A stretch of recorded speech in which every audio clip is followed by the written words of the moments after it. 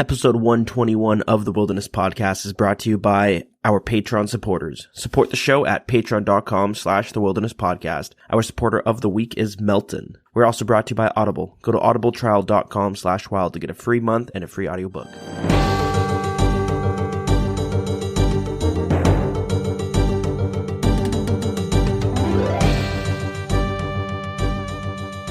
Welcome to episode 121 of the Wilderness Podcast. I'm your host, Dilz, and with me is Deagin. Hey guys, how's it going? This week we get some more poll questions as we continue on with our Quality of Life month. The theme this week is the reruns. So some of the previous questions that came close to passing that didn't pass are being re-polled. And they actually forgot to poll one of them, I believe, from last week. Oh yeah? They slipped it in this one, yeah. They make a little... We'll talk about that one, too. Interesting. As for actual updates, we get the change to some of the boss heads and a little bit of Chamber of Xeric tweaks. Not a whole lot's going on this week, though. For community chatter, EHP rates get some tweaking. Is that what happened?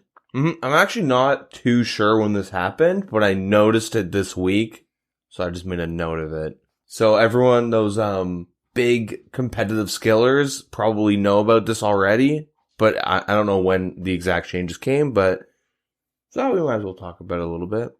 But not just that, yet again, Runelite gets a pretty interesting new plugin, which apparently OS Buddy already had, but we'll talk about that later. And I guess the topic, it's probably surrounding these new Iron Man specific accounts. I don't know, we'll see when we get there. We'll see how that conversation goes. But before all that, as usual, Deagin, what have you done? What have you done? Work, RuneScape, and playing the new early access now. And I've been playing a bunch of Rainbow Six Siege. Oh, true. Yeah. I know there was that new Battle Royale game that came out, which I'm assuming is early access, which Actually, it isn't. Huh. And believe it or not, I refuse to play it. Why? Apex Legend, is it? Yeah. So I think it's by EA. I actually don't know too much about it. I know it's from the makers of Titanfall. Yep. It's on Origin client, the game client. Oh, so you can't play it on Steam? Mm-mm. Interesting. Like Epic Games Launcher, Uplay, Steam. Yeah, I don't like using... I like Steam. Discord now has its own games. Like Jeff Bozo, can you just buy all these and just make Amazon Victory Royale? We're going back to Amazon, eh? Can you just can you just monopolize? I hate having 8 clients. I have to find which one's downloading when I start lagging on RuneScape. People hate monopolies. You hate a variety of choices. Is that it? They're all bad except for Steam. Yeah, even Steam has its issues. Uplay's kind of cool though, because you get achievement points and you can buy in-game cosmetics with them. That's cool. All right. That's cool. But I don't know. They're all trash in their own way. Yeah, fair enough. But you played RuneScape, so what happened there? Any good drops? Nope. Nice. Did some Slayer. I'm 52k away from 99. Oh boy. Yeah, I could have got it a couple days ago, but yeah, just taking my time with it. All right.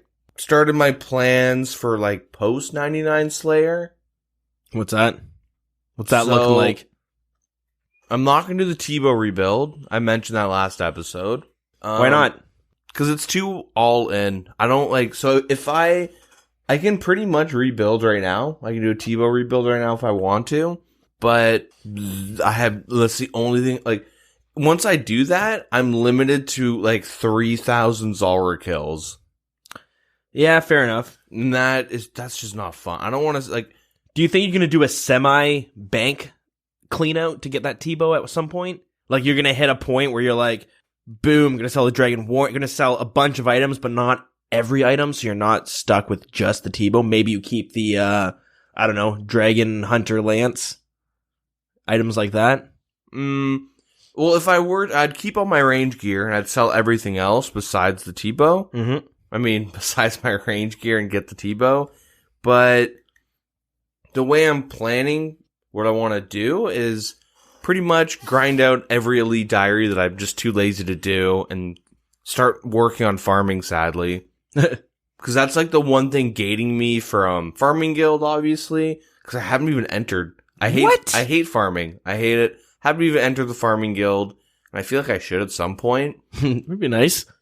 I mean, I can enter it, but I don't want to. And 85 farming is kind of gating me from all the elites. It's actually, all I need is 91 rune crafting and 82, I guess 85 now with Zia, farming. And those are the only skills gating me from all the elites. So what's your farming at now? 77. Ooh, okay. So I could stew boost to 82 and get all of them done at Zia, but at some point I lost my cat. Oh, okay. I don't know how. I could have just had the cat in my inventory and died. I actually have no idea. I don't know if it works like that. I don't think I've ever died with a cat on me. Where are those animal activists when you need them? Yeah. I don't really remember how I lost it. Rest in peace, Whiskers. Yeah. I don't know. I'm just I need I want a max. It's kind of like what my main feeling is right now. Post 99 Slayer, and yeah, so I've been kind of playing that out. Get as many elites done as possible, make rune crafting less painless. As of right now, I can buy 99 crafting. Ooh. Well, I can't bank it. I can juggle my current money, or I can just sell off my ancestrals and buy most of it and then kind of flip as I'm doing it and sell off however I want to do it. So I did the math. If I want to do battle staves, it's about 40, I think it's 41.1 mil. And then if I want to do black dehides, which is way 3 times the speed, 82.6 mil, I think. Going off the top of my head. But it's it's double the money for triple the speed. But I'm kind of stingy, so I just might do air battle staves. It is nice to just drop a bunch of money to get it done as fast as possible. Get it done and out of the way. Yeah. But yeah, I kind of have loose plans, and I've been playing around with it just because I don't want to, fully commit to one route because, it is super easy, and I think a lot of people fall into this trap, and this is how you get burnt out. It is super easy to set a route and set a long list of goals. But then once you take a step back, you're like, oh, I just planned out what I'm doing for the year on RuneScape. And you're like, I don't want to, that's gross. I did a whole route and I'm like, okay, I have every 99, every diary. I have okay, I'm guessing these quests will come out. So make notes, do these quests on release so we can actually talk about them instead of weeks and months passed and it's I never even did that quest yet, and it's irrelevant to talk about. But it's super easy to say yeah, get 91 rune crafting and then recolor my graceful finally.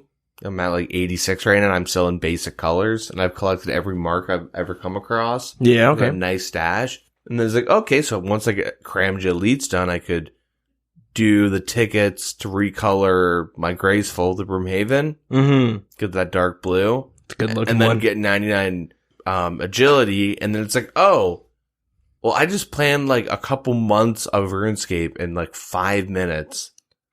You know what I mean? So it is a bit overwhelming, isn't it?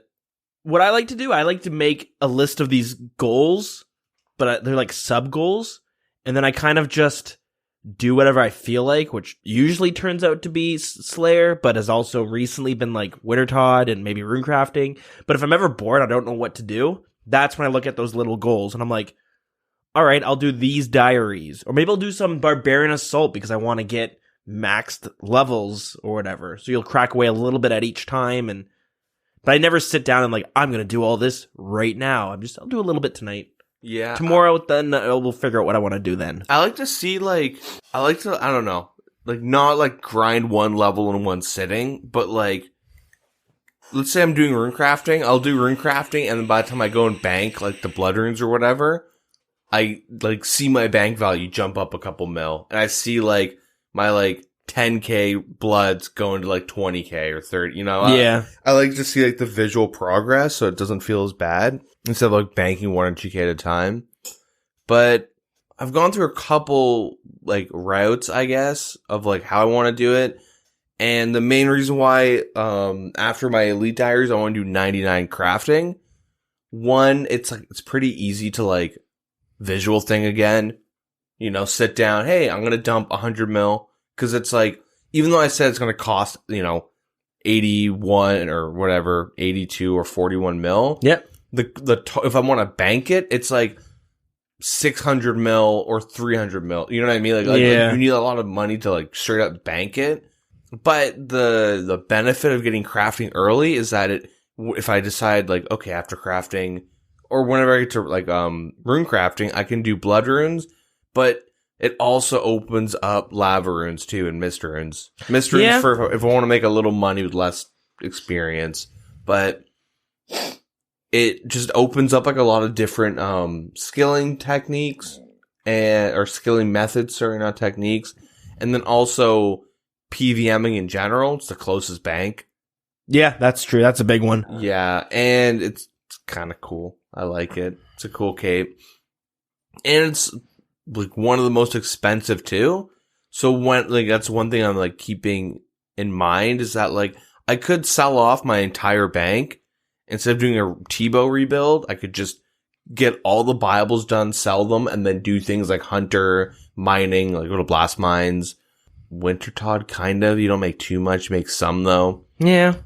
Farming if I want to do herbs for some reason, but no, you lose a lot of money there. You are for the fast experience, but yeah, you can make money through, some of the not the potato cactus, but the cactus spines. Yeah. So the herbs are a big money maker. But definitely wouldn't use that to get 99. No. Maybe offset some of the costs, but then also like, yeah, if you get all the Bibles done, like you're done spending money to progress your account. Yeah, that's true. So that's kind of how I'm looking at it. I could do like 99 construction if I wanted to. Yeah. But like it's super fast. It's I think a bit more. I think it's like around 90-ish mil last time I checked. It was a while since I did the math how much it would cost me. It is expensive. The only thing that's offsetting are home teleports. What do you mean? Like cost-wise.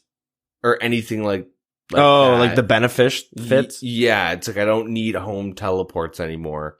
Yeah. There's probably some more benefits, but that's the only thing I can think of right now off the top of my head.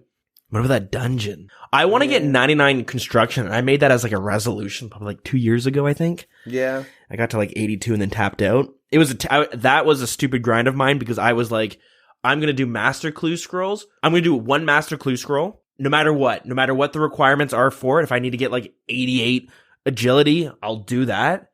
I never had to, thank God. But I think I had to get 77 and that was brutal. I complained a lot about that. And then the reward that I get from that master clue scroll, I would use that to train my construction. And I was going to keep doing that till 99. Nice, 400k. I'm buying a couple planks. Let's go. That's exactly what happened. And I got to 82 and then I tapped out. But the main reason why I wanted 99 construction was not for all the benefits, but I just wanted to have a pimped out house and I wanted to have an awesome dungeon because nobody cares about the dungeons anymore.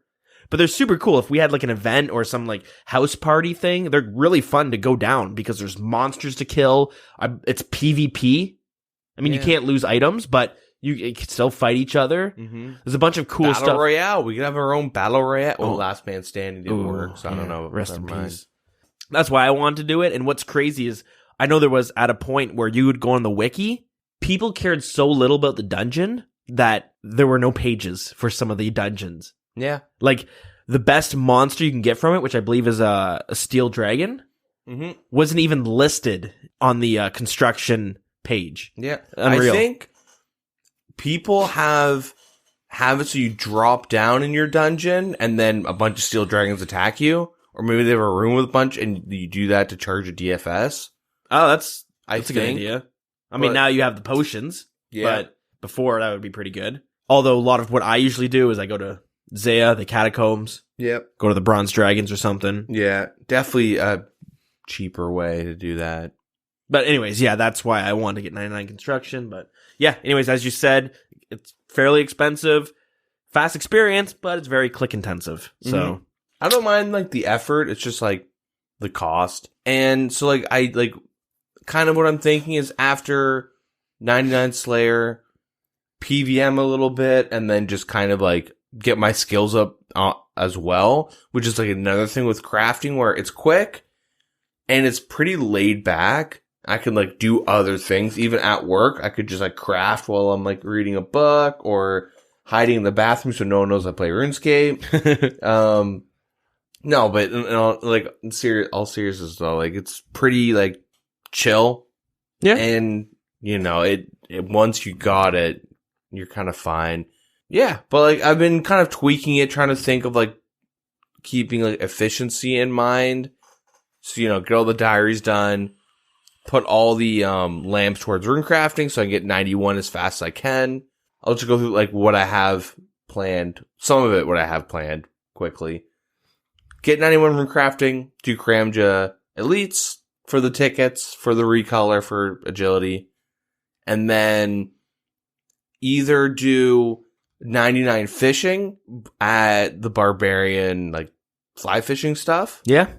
But before that, do the new aerial fishing so I can get the equipable, the rod. Oh, and the rods, yeah. And then the fish, and then the back piece, because Fashionscape, hell yeah, it's always nice. Plus, it's free hunter experience. That's a good idea, but now I don't want to do that. Mainly because after fishing, because you get agility experience doing like the barbarian fly fishing, I would do Winter Todd. Only because in between Winter Todd rounds, you can hop the obstacle course thingy. Oh, yeah, you get agility experience. And then after that, depending on how I'm feeling, get 98 Herblore. Not 99, 98 very specifically. Or 99 agility. Like I might go in between doing both those at the same time, just depending on what I'm like doing outside of RuneScape.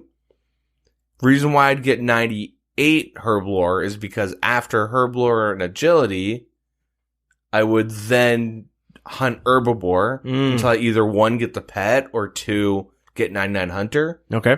And with the experience, because I started at like 77, I would boost for Hunter to do it, because you only need to hit like 80 or whatever when you start the Herbivore. You don't have to maintain the boost. You only need it for when you first start the track.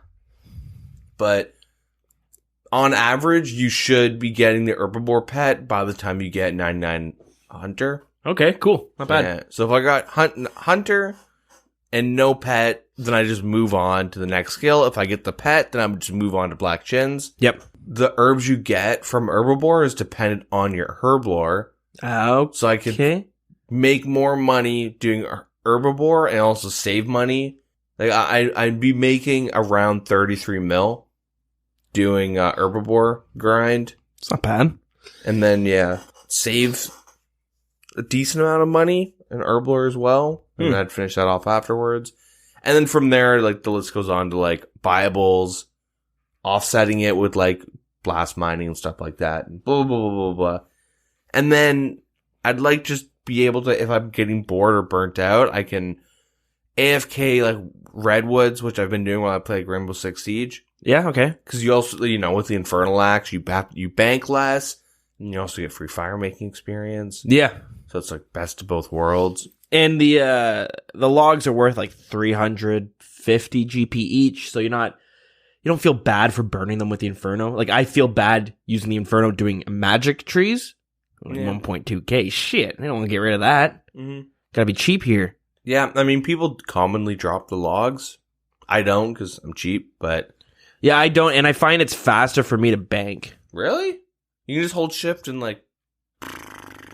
Yeah, but also when I'm doing Redwoods, I'm probably playing something as well, so it's easier for me to click once to go down the ladder, then click once to get to the bank, and then I'm, as he's running, I'm probably still playing the other game. Go back, click to pause it all, run back up the ladder, back to clicking. Truth. Okay.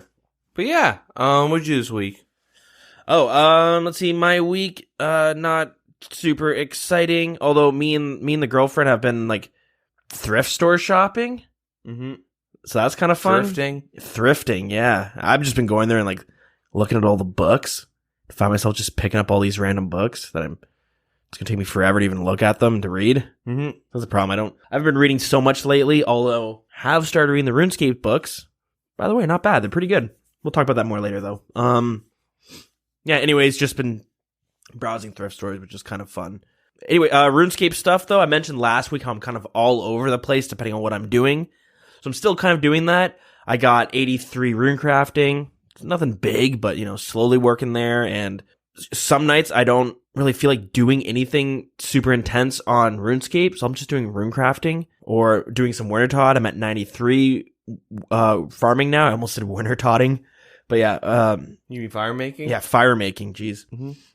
Getting over a little bit of an illness, so my brain's a little jumbled. And yeah, doing my farm runs. At this point, I'm kind of doing it like once a week. But I do a full farm run where I do all my herbs, I do everything in the farming guild, I do all my trees, and I end up getting I'm at 93 farming right now, I believe. Nice. But I get 25% from doing a full run. It takes me 40 minutes or so, and I'm not super efficient doing it, but 40 minutes? Ooh. Well, like I said, I'm not awful Facebook game. I'm not super. I actually find it super satisfying though. I really enjoy doing farming. But I've been waiting for the redwoods to finish and the Hespori to grow so I could fight that.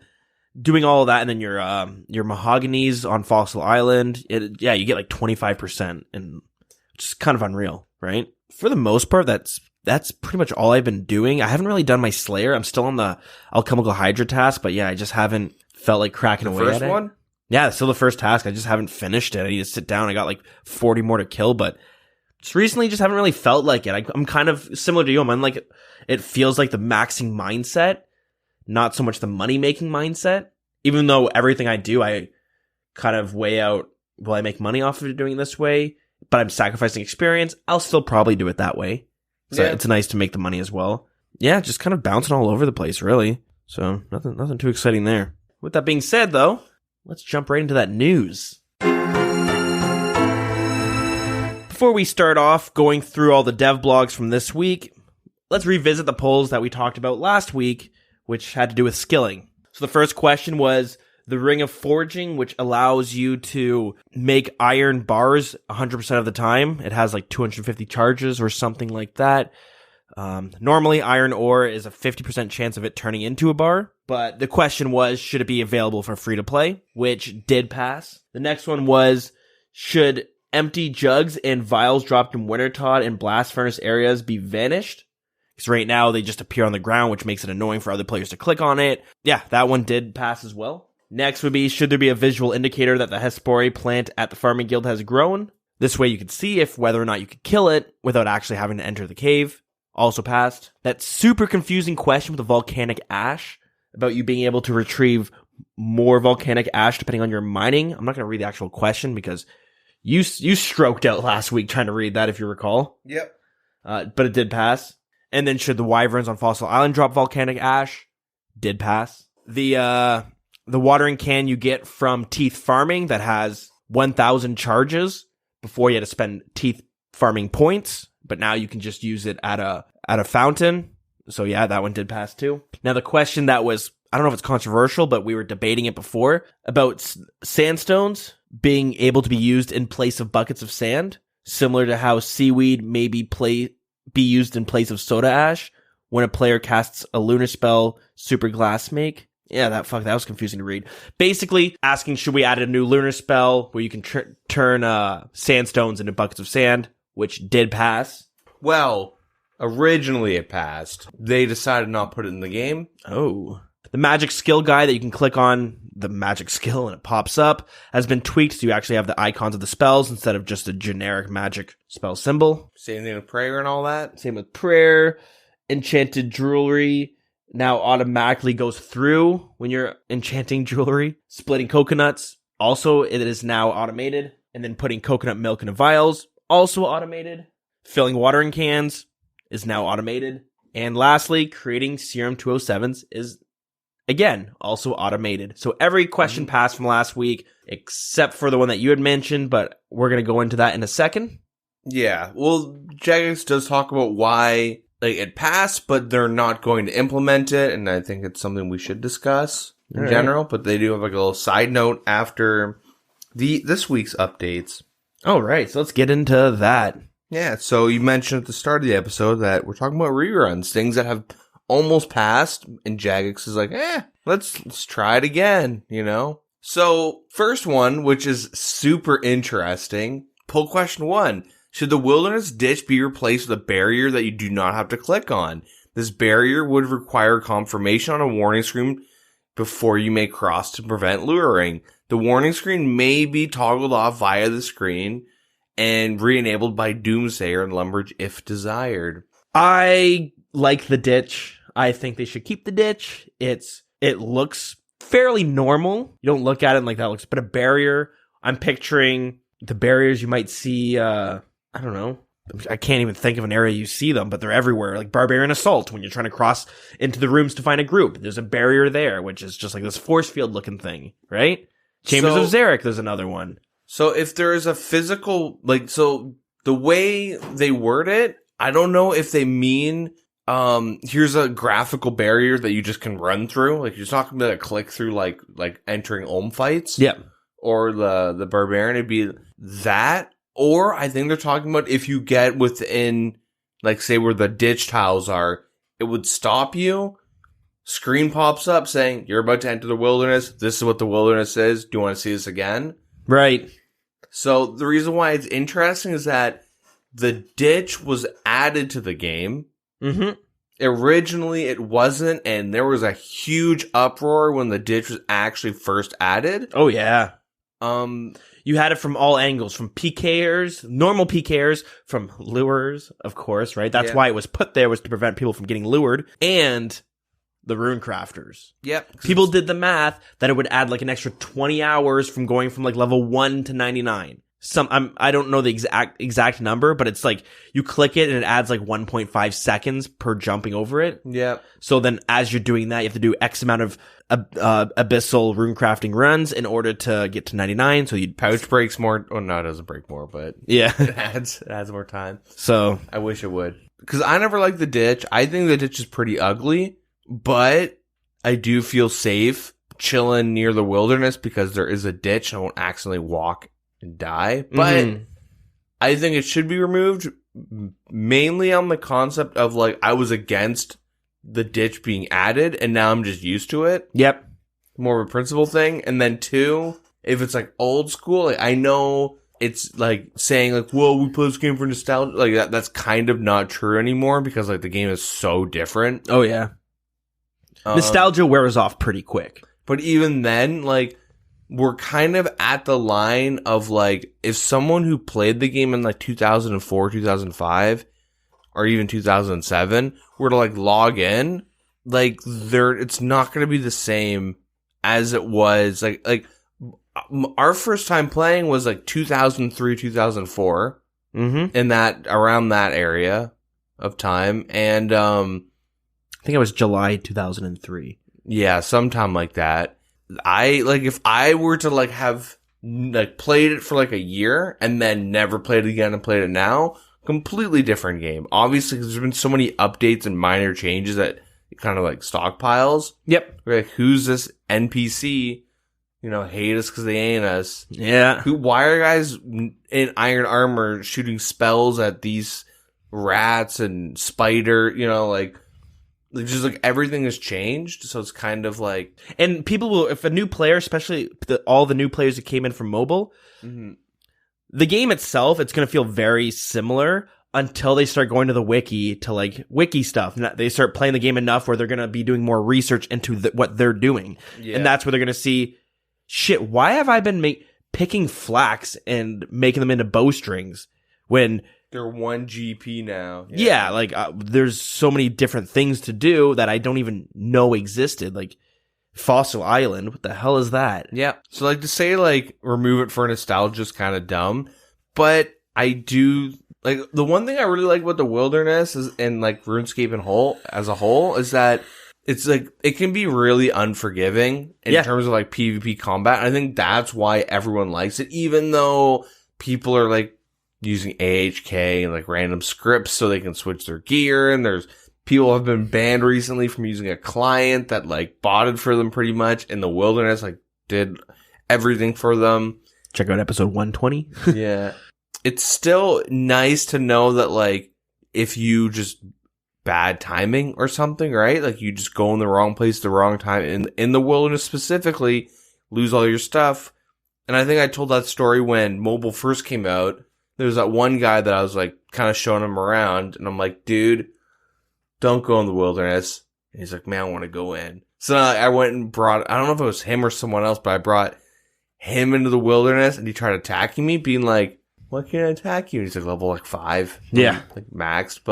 But then like 2 days later, he's like, man. So I was like, I went in the wilderness, bumped into this one guy, killed him, and he had like thousands and thousands of iron arrows. Like, I made so much money off of him. He just had all of his crap. If I felt really bad, ... but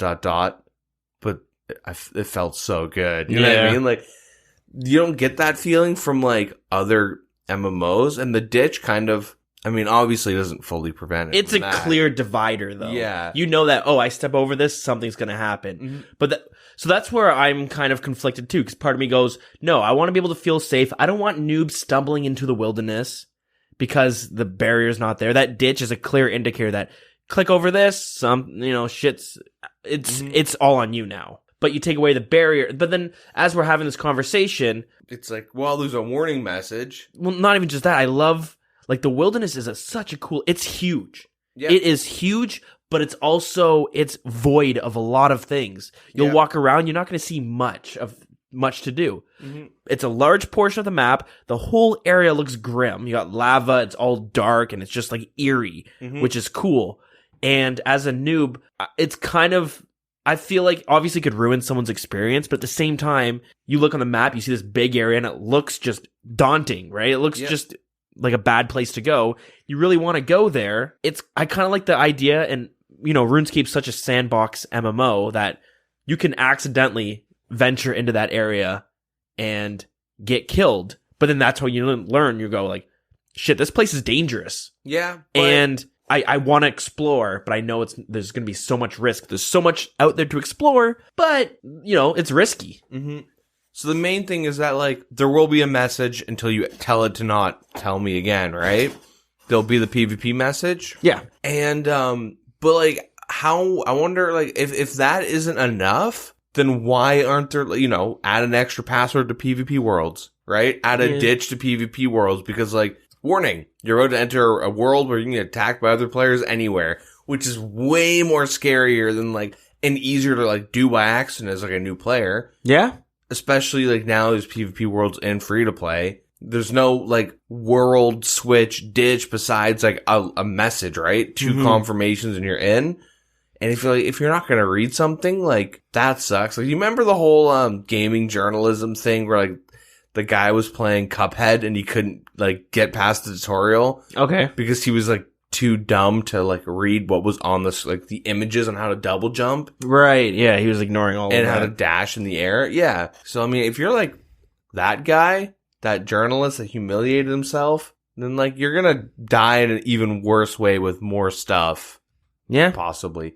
But side note, do you remember your first time venturing to like the gates in the wilderness? Like the gates from members to free to play? No, like the edge of free to play wilderness. Yeah, where like the greater demons are. Is that what you mean? Like it's like 40 wilderness or whatever. Like you walk all the way to the end. There's a gate, and past the gate is where I guess now Scorpio would be. And all that stuff. I don't remember my arena. I don't remember my first time, but I recall the feeling of like you feel like you're so alone out here. It's like it's cool in an immersive sense. Where, as I was mentioning, why I love the wilderness, it's so vast and empty. Mm-hmm. But when you're there, you're like, I'm all alone in this area.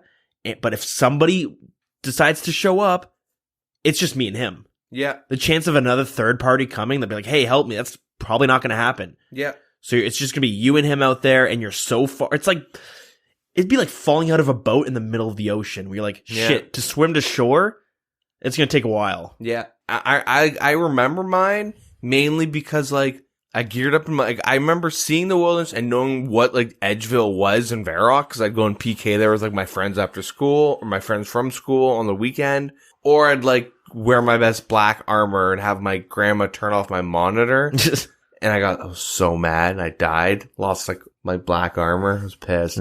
But, I remember, like, the furthest I went was with my group of friends, and we went to the, Black Knight's Fortress. and one of them died, but we all escaped. And I was like, you know what? Oh, you're talking about the castle. Yeah, sorry, that's what I meant. Yeah, in the wilderness. Yeah. Which used to be a popular PKing spot, by the way. Yeah, multi, and it's like 20-ish wilderness. I don't remember exactly. It's at a divider where there's like, it's multi, but there's also a few steps away, and you're in singles again. Yeah. Actually, I don't even know how deep it is. I should know how deep it is. But anyway. It's like 20, or I think it's like 17, actually. Yeah. You can still teleport. Yeah. So I remember being like, I want to explore the wilderness. I saw some sick PKing videos. I want to check out, like, I have no reference besides, like, on the website, you click world map, wait 10 minutes for it to load up, and then you just see, like, the wilderness, you know? And I remember, like, walking around, and there's, like, no one there. I had, like, my lobsters that I bought from someone, and, like, adamant armor, and, like, home teleport wasn't a thing. I had no tellies, like, nothing. I just, like, was walking around. I was, like, level 30 or something. Yeah. And, whatever level I was. And I remember, like, being so frightened. And I'm like, I'm gonna go to the edge. I'm going to the edge of the wilderness. Like, I'm going. I remember, like, going to the gate and being, like, amazed that, like, some dude twice my level can come up and kill me. Yeah. But then it's like, but if I find a level 3 out here, like, he's so fucking dead. I'm going to dummy him. And then I walked around for a while and then, like, walked all the way back. So I wanted to have run energy for when I saw someone. Yep. Literally nothing happened, but it was like 2 hours of me just, like, walking around, and it was so fun. Yeah. And you're just like, wow, it's just me out here. Yeah. That's unrelated to the ditch. I just kind of want to bring that up because... No, that's the thing, because I was saying, like, no, I don't want these new players from mobile to accidentally walk into the wilderness and die, and they might quit. But at the same time, like, when I played and there was no ditch, it was a big moment to stumble across the wilderness. Yeah. Take your first steps, and you're like, I can fight people out here. If I die, I lose my items, but at the same time, if I kill someone, I get items. I don't know. To me, the wilderness, I guess that's why we named the podcast this, but it was such an iconic area to me, and to you as well, right? There's just, it's unique, and I don't know. It's just like, there's something about it, something special about that area. So taking away that ditch makes it more immersive. Yeah. But if it's a graphical barrier of, like, a smoky little bag, I'd be like, no, just leave the ditch. Yeah, obviously. Yeah, it has to fit. Yeah. And, it's like the removal of the wall. Yeah. You know? Yeah. Do they want a wall? Are we getting a wall in Gilner now instead of the ditch? But clearly, a ditch isn't working. They're all sneaking into Varrock. Yeah, that's the thing. Is taking the ditch, is that going to cause more people to get lured? The people that get lured are the ones that, like, don't read the message. Not just read the message, but I feel like someone who gets lured probably doesn't have a lot of money to lose to begin with. Anecdotally, I have a friend who got lured for a T-bow. PvP world? Yeah. Yeah, see, the PvP world's different, though, because, like, yeah, I don't know. It was him being dumb. I even told him he was getting lured. Yeah. He got lured anyways, but, it happens. But, like, it's always it's either happens out of greed or, like, you just are being careless. And then, like, everyone who's played RuneScape has been scammed or lured at some point. Yeah, definitely. It's a bitter moment, but it's still, like, part of, like, the game. Yeah. But, yeah, so that's poll question 1, if they should remove the ditch and all that stuff. Poll question 2, should the spell icons increase in size when you have filters enabled to better fit the magic tab? This change would only affect non-PvP areas and affect every spellbook. In PvP locations and relevant PvP worlds, the icons will not resize and automatically revert to standard-sized icons. So, yeah, this was controversial when it first happened, but it was also because PvP was part of it. But I don't want it to become a common trend where all these UI changes are for just PvE and not PvP. Yeah. Where it's constantly changing depending on if you're... It's kind of annoying. I would argue that it should be, like, if it is to pass, it should be in PvP. Yeah. The fact that, like it comes off as, like, Jagex is being really meta and they want UI changes and they want to just change stuff, but they're fighting against the community. I'm against it in general. Like, when this first came up, I was very much against it, and I was, like, kind of, like, circle jerky on the idea of, like, RuneScape has, like, one skill or two. The first skill is counting, and the second skill is clicking. Yeah. And so you don't want to, like, make it easier. Like, RuneScape's an easy game. Yeah. Like, you can do like a lot of things, and the thing is that like if you're gonna PK, and like it is much more difficult than to like kill a boss. Yeah. Like I'm thinking more of like tri-breeding and stuff. Edgeville, I don't dabble with it too much. I just feel like you fight a Granite Maul Pure out on my Pure and you roll the dice. Or you fight a guy in max strength that won't skull at my level. And you're like, I'm not gonna fight you. What the hell? And people just like, oh, I want to do my clue scrolls. And I died because this PvPer was casting Ice Barrage, and I want it to be annoying for him. It's like, it comes off as like really spiteful, or because it is true, right? PvMers don't like PvPers typically because I want to kill Callisto and I died for it. Oh no. Yeah, I want to be able to do it safely. Yeah. Which defeats the whole purpose. But when it comes to like PvM, you do a boss, like let's say you're doing Zara, and you throw yourself at it 100 times, like you're gonna have the fight memorized at that point. Yeah, for sure, definitely. And if your vengeance is just like one big skull, like it's kind of weird that like that's okay getting proper venge timings, but not like barraging. Yeah, like I was against it as well. I mean, I don't think I was as against it as you were when we talked about it originally, but I was reading some people discussing it on the subreddit, which helped me understand a bit for the people who are okay with it being implemented for PvP. Whereas these PvP takes skill, but a lot of it is like your clicks, right? How accurate are your clicks, gear swapping and stuff. Like it's speed. It's like very much like if you watch like and this is why there's so many people that like at high level, high risk fights that have these bots, because you have to accurately click and like not drag, but like actually click in a lot of different spots really quickly, and also manage your inventory at the same time because it doesn't always go back perfectly. Yeah. You have to like, while you're doing that, swap your overheads, cast your spells, whatever, click on them, move around to make yourself harder to hit. Yeah. Like, there's a lot to it, but sorry, what were you saying? I kind of cut you off. No, but what I was saying was like, someone had argued that when they're in a PvP fight, they want it to be me versus them, not me versus them and also versus my UI, not me versus the menu, because I have to be able to click these things, where it's kind of true where some of the skill that comes with it isn't necessarily directly against your opponent. It's how well can you perform under pressure, though. Perform through the menu. But it's performing under pressure. Like, Jad Hands is a real thing. Yeah. And that's like it's a real thing because like, well, you gotta have to like navigate stuff, right? Like, what if they change it to prayers, right? Yeah. Where like now it's like 2 years down the road, you can take off prayers, because I don't ever use Steel Skin.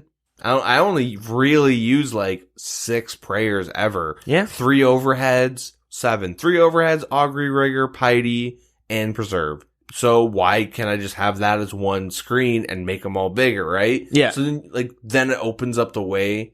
You know what I mean? Like, weird slippery slope. Well, I find that like fighting against the UI is, in my opinion at least, you don't like fight against the UI. A lot of it is like, it comes down to like muscle memory and being able to play anything under pressure. It's like WoW, I guess, in terms of like when you have UI like a high level for PvP or like raids and stuff. The UI, like when I say like fighting against the UI, it's that like you download add-ons to like help manage where you can move your UIs and like the looks.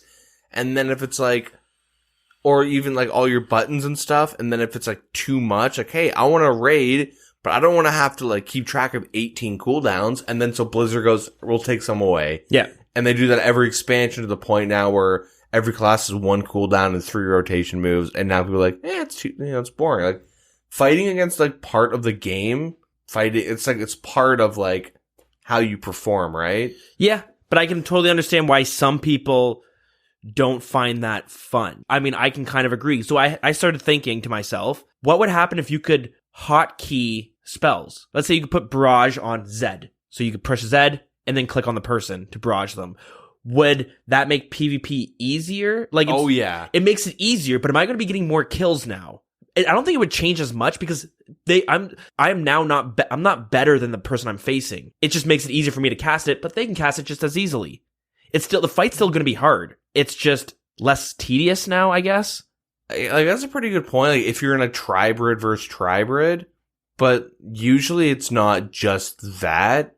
Like, if you're fighting other people, like let's say someone has, like, they're on normal spells versus, like, even a PVM or someone who's anti-PKing, right? Yeah. There will be instances where that gives you a very big, air quotes, advantage because they have the possibility of having the same spells as you. Mm-hmm. But it takes out, like, a level in the game that, like, at least I find that you don't need to, like, remove. That makes sense. Like, does that I make get what sense? you mean. Like, all you're doing is removing a little bit of the difficulty. But see, this is where I'm, like, conflicted, where I agree with you. Like, you are making it easier, but the fights, it's easier for you to learn PvP or to perform what you want to do in PvP. The fight itself isn't really getting easier because your opponent, you're not suddenly have an edge on your opponent. So He has the same thing. It's still going to be tough. It's still going to boil down to how well can you kill them. It's not going to be rolling the dice as much, I guess. So the best, like, analogy I could give is, like, let's say you're really into fighting games and you're playing, like, let's meme a bit, Street Fighter or something, right? Okay. Let's say, I don't want to go, because I know, like, 99% of you guys don't play Street Fighter games, but I'm with you there. So let's never played it. Let's say we're playing, like, Street Fighter 4 or, like, Third Strike, like, you know, and Sure. You're getting your ass kicked by, like, who cares what the characters are? Because most of you guys won't care who the characters are. Let's say someone's beating your ass and you're playing, like, Ryu, who's, like, the main, the guy with the headband, the main dude that shoots fireballs. Yeah. We'll just pretend you're him. Hadouken. Yeah, exactly. Okay. And this person's beating your ass and you're like, see, I know what they're doing. I know how to counter what they're doing, but the combos are so finicky and I have to hit them at the exact specific time that I'm actually fighting the game right now. Where, like, I can do a Hadouken, I can do my uppercuts to counter, like, I know what I have to do, but I can't execute on it. Now that is really silly and I don't like that. I want to be able to have it where I can press a button or two and it just, like, I can hit, like, hold left trigger and hit X, and now I do a Hadouken instead of having to do, like, quarter circle, like, down quarter circle, like, punch. You know what I mean? Like, yeah. Instead of having to do, like, the analog and then timing. Okay, so, like, and, like, that whole concept of, like, having to get, like, your frame perfect, because some of these games, like, you have to hit it on a very specific frame for your combos to work. Mm-hmm. And, like, that part is really frustrating because you're like, I know I can beat this guy, but I'm fighting the game to beat him. Yeah. So then you're like, well, let's just make it easier. Let's open up the windows. Let's reduce the combo finickiness and, like, let's make the game easier to play. It's not ruining the game because they can do it just as well, right? Yeah, sure. But now for the people that enjoy, like, a certain process, like, there's people that enjoy grinding out, like, getting, like get good type of it, like that whole meme. Yeah. But, like, maybe I should say, like, it's more appealing knowing that, like, having to, like, sit down and, like, practice, like, the mechanics of how something works. Even though, like, Street Fighter, it's hard to compare because Street Fighter is, like, much harder than clicking Ice Barrage on someone. But the main thing is that it does remove, like, a layer when it comes to having to, like, four-way switch your overheads, move a bit, hit your Ice Barrage, and then pop out of range so they can't hit you back, or now you're moving behind a tree, peeking in and out. Mm-hmm. And if people, like, aspire to, like, get to a certain level where they're, like, really good and, like top tier, you're going to Deadman Mansion thing that they did a bit ago, the PvP house, and you're like, I want to kill Bodhi on stage, right? Yep. If people want to aspire to that, like, if you remove levels, it kind of removes the, like, skill ceiling as a point. You know what I mean? Yeah. Like, it kind of, like, makes it easier and It brings it down a little bit. But, like, that's kind of what the appeal is for, like, the hardcore community, like, those people that will always want a PvP, not the people that want to try learning it. Because last year I was like, I want to get good at Tribrid. And then when I sit down and grind it for a day, I misclicked all the time. Yep.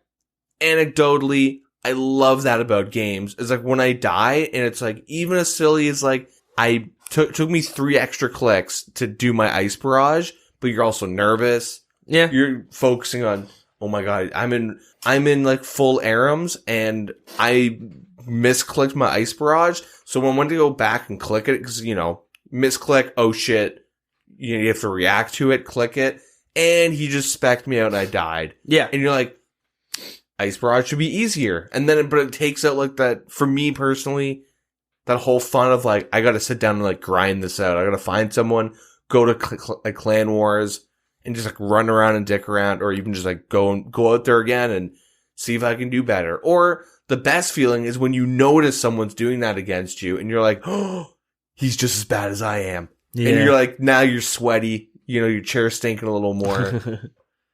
But I can totally understand if someone's like trying to get into PvP, they just find it frustrating and they don't. I mean, it's hard to, like, I'm not saying I enjoy dying. Of course I get pissed. Everyone gets pissed. But like, it's like a bittersweet, like, I can work on this. All right, cool. Yeah, that's true.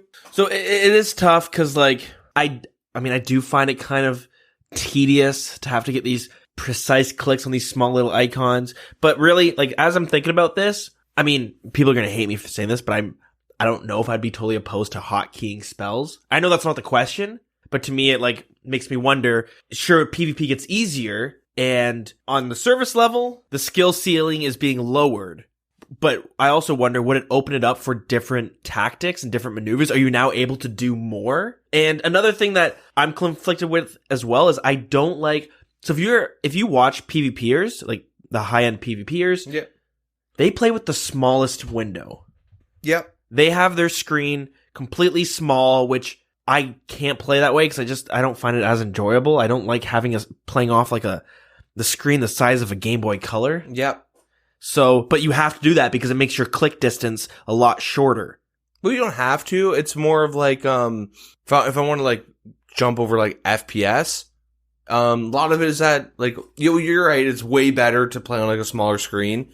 But the main thing is that I'm pretty sure most RuneScape players play using their wrist when you use your mouse. Okay. If you think about it, if you just grab your mouse right now, or like, I guess if you're listening, like, if you're moving your mouse, you're typically going to move your wrist. Compared to what, your whole arm? Yeah. Well, yeah. Yeah, I mean. So, but like, if you go over like the FPS, there's people that aim with their wrist and aim with their arm, and that dictates the size of their mouse pad, their FOV, like, at like high-end level, right? If you're just a guy who like likes to like, get wasted and like play casual CS, dropping N-bombs on people, like, obviously you're gonna do what you want to do, but like, there are people that play with the wrist and play with their arm, and that like dictates how they like having all their stuff set up. And like, I use a little bit of both. That out of context masturbation joke I have, but like, like, I prefer full screen. One, it's just nicer to have like a full screen. It's a better experience, yeah. Yeah. Using your arm is a better experience. No, I'm kidding. But but like, it's just like out of habit where like my Windows mouse is set lower than most people, and I'll use my, like, if it's a big movement, just out of habit, I move my wrist. Okay. And so when I tried playing on resize, even on stream, like, I'm overshooting everything because I'm like, you have to like use more of like your actual like hand motions. Mm-hmm. I prefer, but you're totally right, because like the whole precise clicks make it smaller, so there's like, yeah, quote unquote, less room for error because there's less distance to cover. Yeah, and you're able to, it's just quicker for you to move the mouse. Yeah.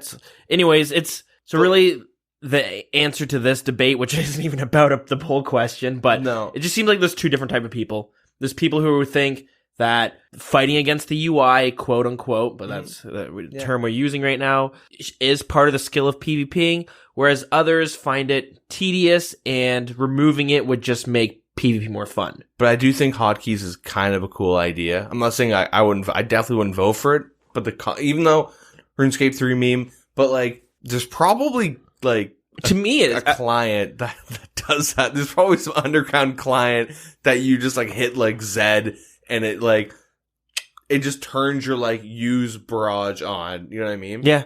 And I know, like, to me, that just makes it sounds like PvP would be more fun, because I do find having to get these precise clicks messing up. Like, I don't mind messing up, but it's just kind of annoying when it comes down to like, it's clicking, and I don't know, just having hotkeys feels like it adds more to your gameplay. Yeah, I think it just boils down to like the personality, like the preferences when someone plays something. Like I'm like a tryhard at like everything. Mm-hmm. Well, typically like, it's very hard. Like I can't like if you put me on Wizards 101, I'm gonna try and be good at it. Like I'm trying to try to like break the game down. You know what I mean? Like So I've never even heard of this game. Number one family friendly MMO. Is that how they market themselves? No, it's just someone made a joke in a CS game like 4 years ago, and I've just stole it. Oh, true. Just Okay. picked it up. Or let's say like I noticed you play like Balloon Towers Defense. Oh, I love that game. I'm on the my kind of phone. person to be like, all right, well, what's an efficient amount of banana plantations by round 6, if that's even possible? You know what I mean? I mean, I can get that way, but I guess it depends on the actual game style. Yeah. Only reason why I'm talking about PvP so much is not even pulled for PvP is that if Jagex is purposely excluding PvP, for PvE, it's still doing the same thing, just to a lesser extent. The only reason why it's like hard to talk about is that the only real examples are like Sire and Vorkath. Sire for like the Blood Barrage. Theater of Blood, probably too. Theater of Blood, maybe. Yeah, the first room especially, we get to barrage the people. Yeah, that's a really, really good point. There's not many examples, but like, if you're copping out of like, we're not doing this for PvP, it just feels like you want it in the game, or the community wants it. Like, it's like, it'd be like, I want it, but I don't want you to have it. Yeah. It's very like... So I feel like, stop making these changes for PvE and not PvP, because it just gets confusing. Like, you're basically like dividing the game into two separate games. And you know what happens? Well, I went PKing for the first time, and yeah, Jordan Peterson. That's my horrible Jordan Peterson impression.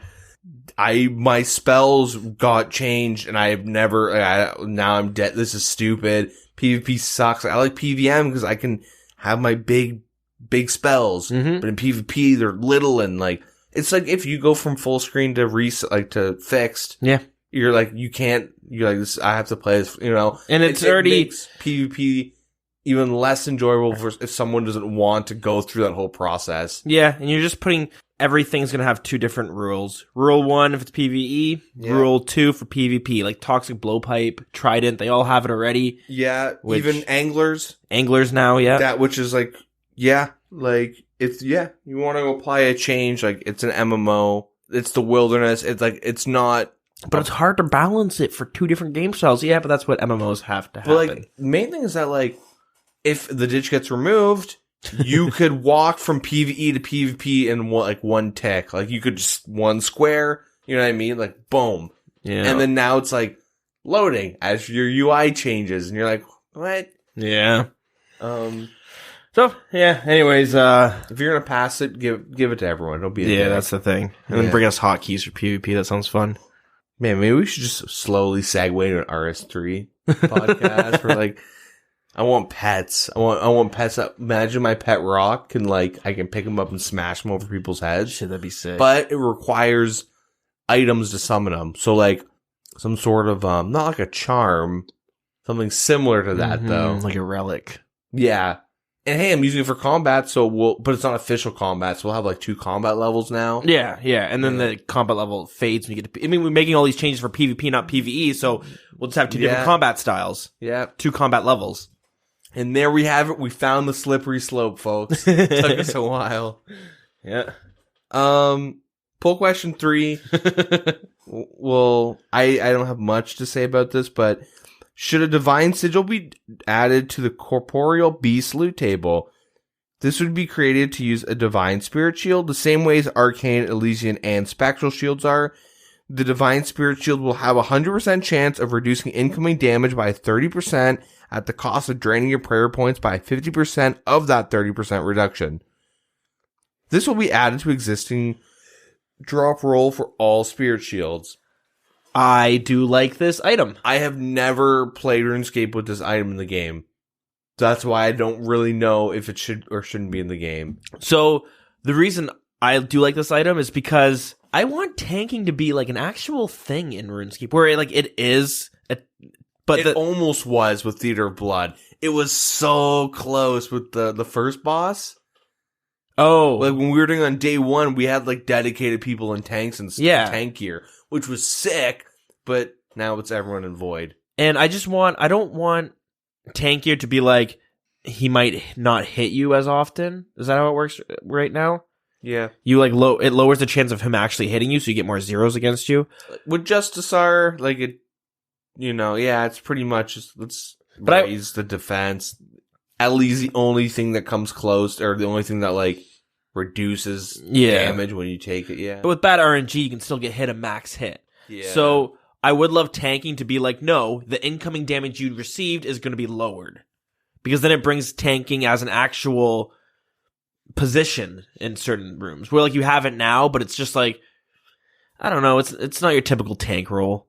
Okay, if I had to figure out a reason why they're so against tanking, it's that the tank always gets screwed out of like loot unless you're in a clan that uses standard rules. Like typically, if you're doing like, let's say, Bandos with your clan, they get all the Godsword drops, and I know some do.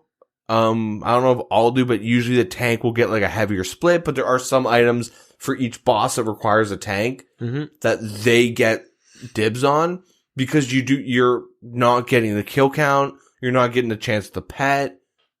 Yeah. Like if I'm tanking and you're in like max range with a blowpipe rigger, we're doing Bandos, I have to concede like 85% of the kills to you, which if we do like 100 kills, like that's 100 kills that I don't get added to my kill count. First of all, like I've done a lot of Bandos, but I'm always tanking, which I don't mind because I don't trust a lot of tanks. I look at my kill count, but then I have to have like a number in the back of my head of like, I've done like 4 times the amount of this. Yeah. But I'm always tanking. And that's a shitty feeling, knowing like how many kills I could have had the pet. You know what I mean? If you're getting, like, let's say you're losing 75%, like 75% of the kills are going to a DPS, like you're like, not going to get you're probably not going to get a pet, but you're way less likely to. You're going to hit a point where you're like, no, I'm not tanking because I would like to get this pet at some point. Yeah, that, and you're also spending way more money on supplies. You're bringing more brews. Yep. You have to have more expensive gear. Well, now I guess with Justice Art and Ellie, if you're going for like the 9s, like top gear, you're investing a lot more. You're also like more susceptible to like get scammed. Yeah. And all that stuff. But like, I love the idea of tanking. It's just that like, if they add this, like, I don't want loot share or coin share, because that ruined the economy back in RS3. But like, I would like them to figure out how to make, at least to try it out for like Raids 3, of like, you need someone to opt in as a tank, and here, even if it's like, this is the gear, they give you your own gear that you have to wear. Like, just as like a proof of concept of like, this is how they would do it type of a thing. Yeah. I would like treat it as like Barbarian Assault, right? Where you have to like opt in for roles and do specific things. But like, I want them to like fiddle around with it.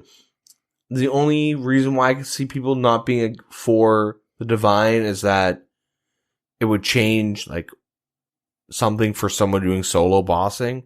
Yeah, maybe. But I've never played with it in the game, so I don't really know what it would change. If I can't even like bullshit about it. Like, I have no idea, right? I know it's in the other like RS3 and stuff, but yeah. I would just like a tank roll, and not just it be like, I don't know, DPS. And it sounds expensive as hell to use. Yeah, it sounds like, hey, we have 9 herb badges. Well, here's our answer. Yeah, that's true. Hey, Iron Man, go back to Corp. You don't have all the shields anymore. But yeah, poll question 4. Should we remove hate us because they ain't us?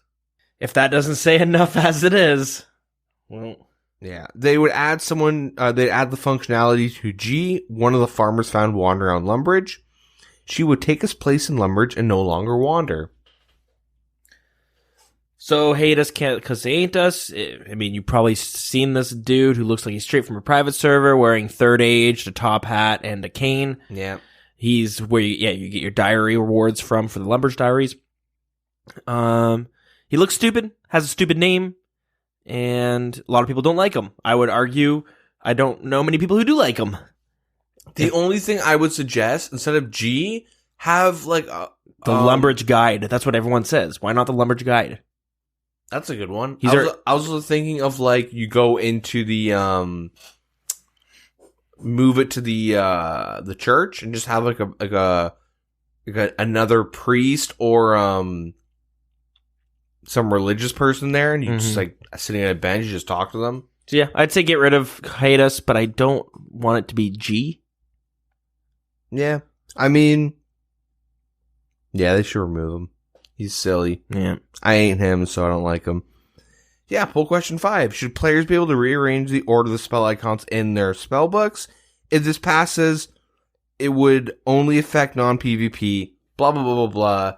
It's pretty much the whole argument of, from earlier, but like, if you're gonna do PvE, do it to PvP, don't be a dick. Like, yeah, I understand it's like hypocritical of like all the arguments we've been making about why it's bad for PvP, but you can't literally divide the community in terms of like how the game works in the sandbox. I'm like, it's kind of like if it's bad for one community, there's a reason why it's bad for. That's actually a horrible argument. But like, you just don't want someone to get used to. Take that back. You don't want someone to get used to the PvE UI, and then they go to PvP and they're like, "Great! Not only do I have to learn this, but I have to learn why my UI is different." I have to get used to like. It's just weird that like. You're just gonna prevent people from wanting to get into. For PvP is already hard enough to get into, but doing all these changes where it's like it's gonna revert to however you had it. You're not gonna be able to learn muscle memory.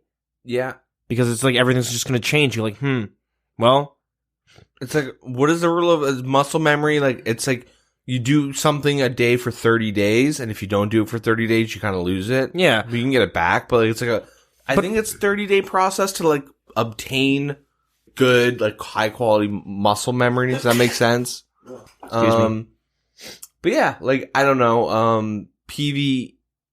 Like, well, this is what bugs me about all this.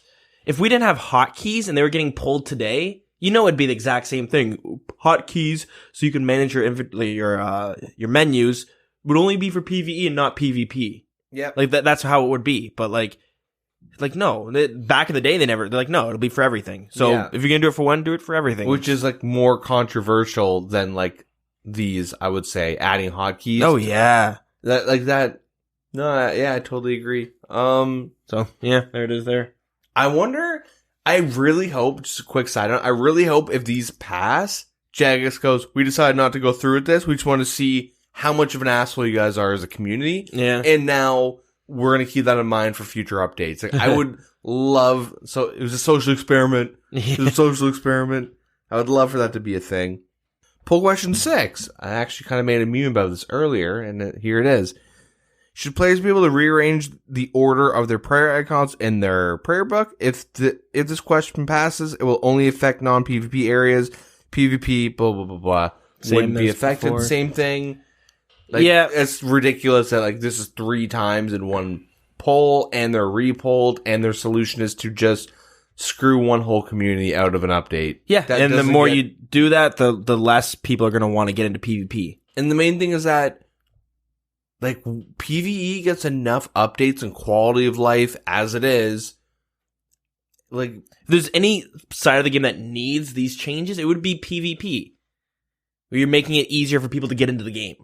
Well, you can get more people who are easier for people to get into PvP who aren't already PvPing. But by doing it this way, you're doing the exact opposite. Like, a lot of things, people want more people PvPing.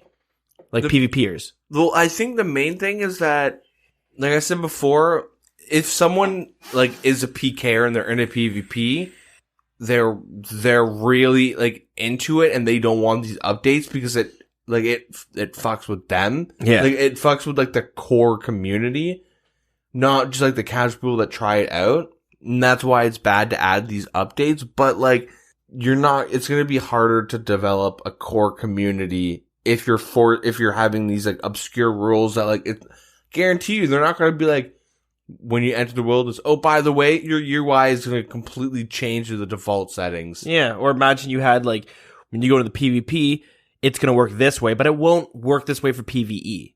Like, doing it the opposite way. Yeah. You could rearrange your prayer things for PvP-only areas. Every non-PvP areas would revert to the original form. Like, that's not going to happen either, so it's just, like, I don't know. I just don't like how they're being repulled. Like, it just kind of, I don't know. It feels shitty. It feels shitty because I would not be surprised at all these passed. Yeah, we'll find out next week, won't we? Yeah, and like, I don't know. Like, PVM is easy as hell to get into. Mm-hmm. It's not, it's like, I don't know. It's a mental thing. It's pretty easy to do. In general, should the model of the armadillo helmet when worn by female players be reworked to be more closely resembling the male version? Yeah, it looks pretty stupid right now. If you haven't seen it, take a look at the models. Like, it looks like a totally different helmet on a female. Yeah, looks like almost like a steel helmet. Like, it's stupid. It looks like a coif. Yeah, like, yeah. Why pull it? That's what I don't understand. It should be like a graphical thing they put in other news. Mm-hmm. But yeah. How did that fail? Yeah, that's spite? Is there another division between guys who pretend to be girls online and guys? This is a boys only club. I mean, girls don't play video games. That's a fact, right? Yeah, that's true. Yeah. Poll question 8. Should the skill guide be updated to show the relevant prayer icons? So similar to the Magic that just passed. They just didn't poll it. Yeah, they mentioned it last week's dev blog, but they didn't put it into the polls, so yeah, whatever. That guy that was making the worst wording, the polls, the worst ways of wording them. The guy who was fluent in Latin. Yeah. And they were translating it. Forgot one of them. Maybe that's why there's so many issues reading some of them. Maybe like this one got jumbled with another one and Google Translate just like made one weird thing. Anyways, poll question 9. Move this over a bit. Yeah, poll question 9. Should the Dragon Defender model be reworked to appear more pink or more red than pink? Because it's a little pinky. Yeah. Same with the Armadillo. I think this is the third time it's been polled, and they were including before and after images, and then again, I think it was a circle jerky thing about keep it old school. And that's why I wasn't passing. I don't really know why. The Dragon Defender wasn't even in old school. I mean, same with the Ditch. Well, the Ditch came, like, I don't know what year the Dragon Defender came out. I mean, we have the Power Gamer. No, yeah, you're right. I think the Ditch did come in before 2000. Wait. Yeah, the Ditch came in before 2007 because I was still playing it. I quit when the Wilderness got removed. But the Dragon Defender didn't exist. Okay. Yeah, my timelines are all messed up nowadays, but I think it's the same thing with the Armadillo question. I don't even know why you're polling it. Just change it. Just make it look like a Dragon Defender. I've never, honestly, I have no issues. I never thought it looked pink. No, but it looking more red will make it look better. So then why not just do it? Small change. No one's even going to notice. What if it looks worse though? Good point. I don't know. Because they included images last time, and this time they're not including images on purpose. Yeah, I don't know. Yep. Poll question 10. Should the players be able to click the special attack or buy the mini-map to activate their spec? This would only work outside of PvP. Yeah. No. I mean, it's kind of silly. And again, just these are 4 changes, right? Imagine they all pass. How long until the 2 different games? Well, not just that. It's just like there's 4 things right there that like lower the like little like a timing, counting. You know what I mean? Yeah. And clicking. It's like I don't know. Does everything always have to always become easier? Fun fact that I actually don't know if this is true, but I read it like 8 times. I read it this week. The past 4 months, the max hit for melee has gone up by 1. I haven't even realized that. On average, like every 4 months, it goes up by 1. Okay. It's kind of fun fact. Might be completely false, but I saw a lot of people referencing that. Which maybe it's time to bring in the tank gear so you can mitigate some of that max hits. But if all of them were to pass, then like PvE just got like a lot easier. Especially when it comes to like rating and stuff, because there are people that are very uncomfortable using F keys. Yeah, I mean, it takes time to get used to. And like this negates one button generally for specs. I mean, if you want to do the proper attack styles and stuff, you're still gonna have to like go to your attack style. But like, it's still one thing that like, it just makes it. Which I don't necessarily care if you want to do these quality of life things that are going to make it a little bit easier, but don't do it for one side of the game and not the other. Think of it as like, is it good for the game, right? If it's healthy for the game, then it's healthy for both sides. Yeah, exactly. You have to keep into consideration of every walking life, even EHP nerds. Mm-hmm. Like, if it's truly good for the game, it should help every type of community flourish in some way, in some form. If you have to put these obscure barriers and like, you get this, Timmy, but not you, Tom. IIIOO000 OPK name that you can't call out while you're planning. Like it's then there are some like fundamental issues with it. And yeah. But yeah, anyways. Yeah, that's it for the questions there. Fun. So now we get to discuss from last week's skill poll question number 7, I think it was. Yeah. So the question was, and it did pass, but it didn't get implemented, but I guess we'll just go over it again. Should sandstone be able to be used in place of sand buckets, similar to how seaweed may be used in place of soda ash? So if a player is to cast lunar spell Super Glass Make, the sandstone, is going to be a replacement for buckets. Soda ash or seaweed would be used in replace of like either or, Yeah. And then they have they make it so 1 kilogram, because they're the different weights of sandstone give you different amounts, and their way of balancing it is using the lowest amount would give you the most, and blah blah blah. You break them to whatever. So this passed by what was the numbers? Was it 88%? 83% said yes. 16 said no. Thankfully, Jagex listened to the I don't want to say high end because it sounds like elitist, but the serious Iron Man community, the core Iron Man community, how about the invested the people that have already invested time into the game mode, because this is ideally or honestly whom it would affect is Iron Man. Mm-hmm. And so if this were to be passed, it would change the crafting meta drastically. I don't know what the numbers were before, but it would create crafting experience of 1 mil per hour. Damn. Which you could get 99 crafting in a day. There was also, I made a note, but there's this one quest you can do in the desert where you get the Camulet amulet. Yeah. You can use that teleport, and there was a sandstone pile you could click on and gather a bunch. Okay. You could get a full inventory, tele to a bank, tele back, and you could go back and forth. And people literally, because this update's gonna pass, we know it. Hot propaganda has been spread all week, and people actually banked 99 crafting, knowing this update was gonna go through. Huh. And so they with doing let's just, with this update in mind, people were able to bank 99 crafting and be able to get it in a day. That's the big thing, is getting that, 1 to 99, even though it's, not possible exactly. Some stuff you have to do first, but, you could get 99 crafting in a day from, 1 to 99 with the amount of experience, easy. If you just know a whole Saturday. Yeah, 13 hours? Yeah. Which is ridiculous. Yeah.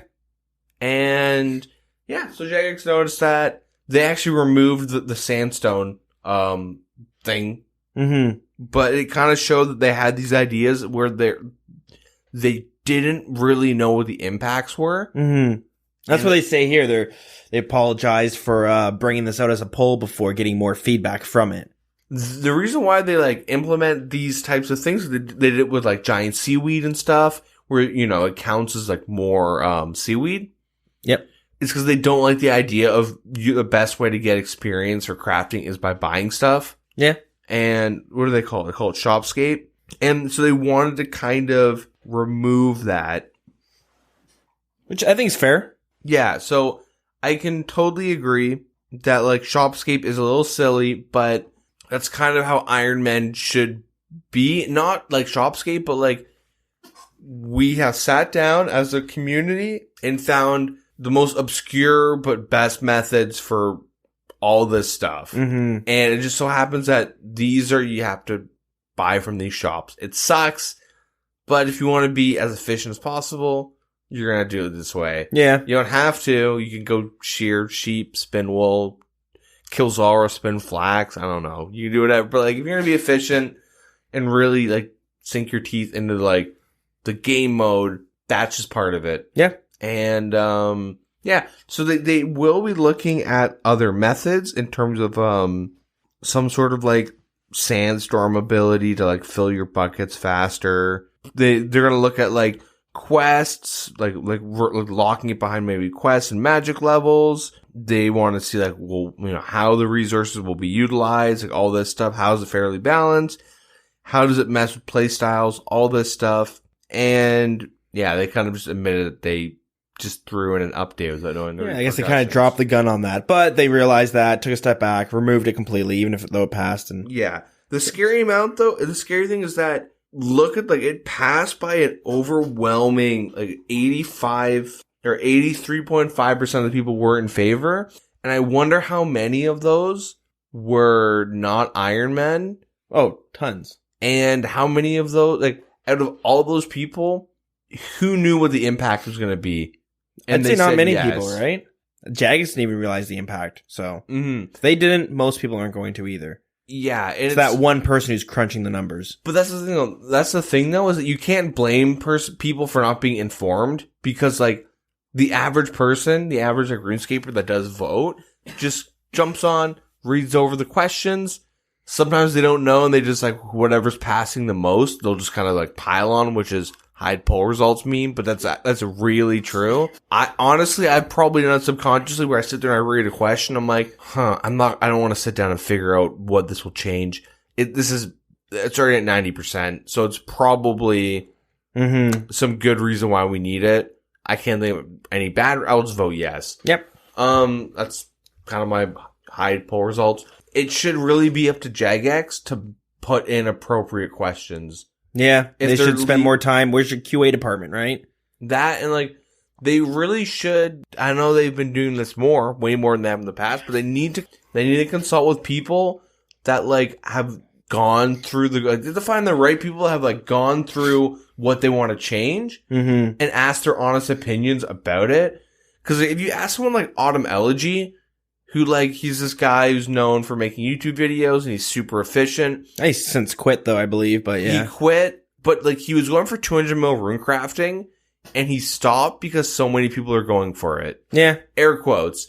He said, he got 200 mil mining and he quit because every time someone gets 200 mil mining, it devalues his mining. Like you don't want to talk to those people. Because they want something that no one else has. Yeah, yeah. They want to walk around with like an 8-foot dong, a third leg that like leaves a ditch behind them where they walk, and that's how the wilderness was created.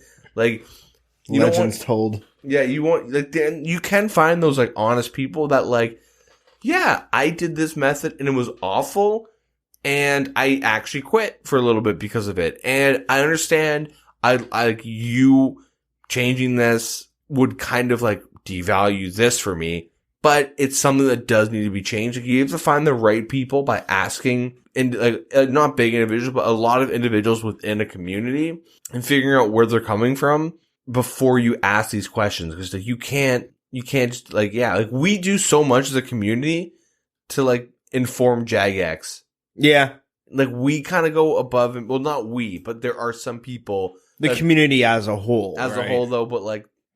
So there's like a handful of people who are actually doing most of the work, but we're all in this together. Yeah, it's not like John is the one who's like doing all the work, but like, yeah, just we're going to group everyone up. We do a lot of the work for Jagex when it comes to like actual updates, which is intentional. Mm-hmm.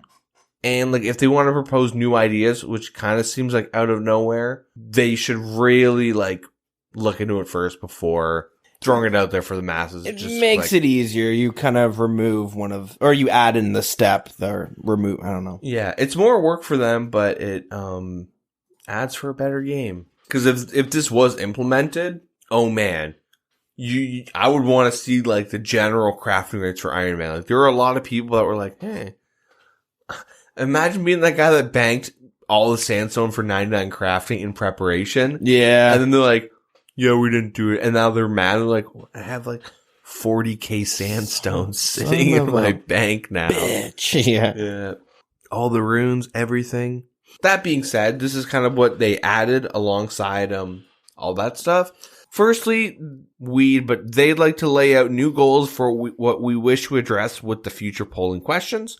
And regarding sand gathering, increase the amount of sands or buckets of sand able to be obtained, which can scale based on effort. At the highest levels of effort, we will attempt to have this method be better than charter ship hopping. Say that 5 times fast. I couldn't even say it once slowly.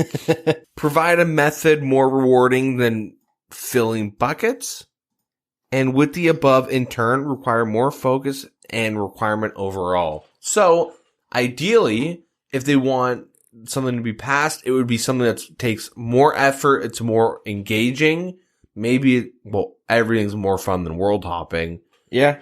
Getting hit with that fucking timer. Yeah, if you're willing to like put in the effort, it would be a little bit faster than charter ship. Like charter ship should be an alternative method. I totally don't think it should be a main method. Yeah.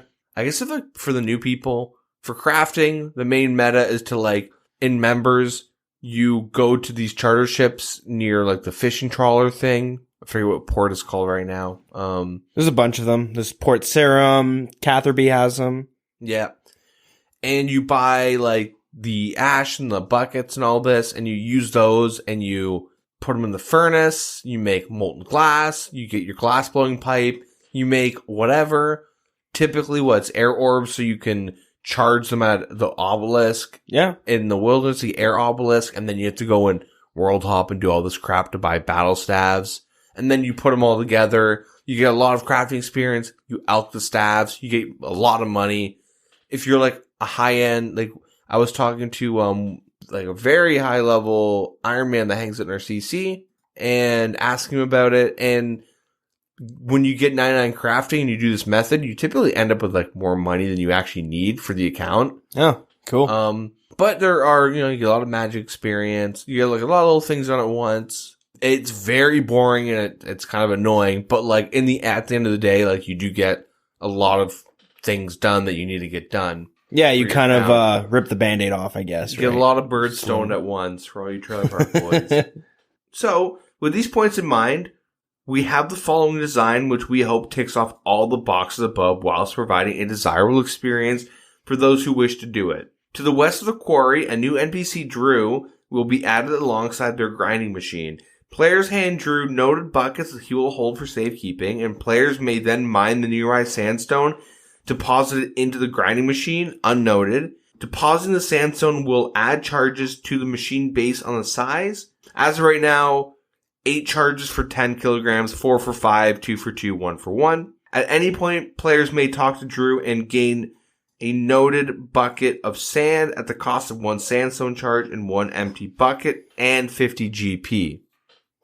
So, overall, we hope this new design is more in line with our original intentions. So at 65 mining, a casual player should be gaining about 30% more sand overall per hour than the Yanil sand pits, which is, I forget what the numbers are right now. I'm trying to remember how much per hour. But at 99 mining, a casual player will be gaining a little under double the amount of sand than what's currently available through the Yanil sand pits. Through tick manipulation, a player at 65 will receive similar rates to the casual players at 99, and through tick manipulation methods at 99 mining, methods will be receiving competitive rates a little higher than charter ship hopping. So that gives you an idea. It seems fair to me.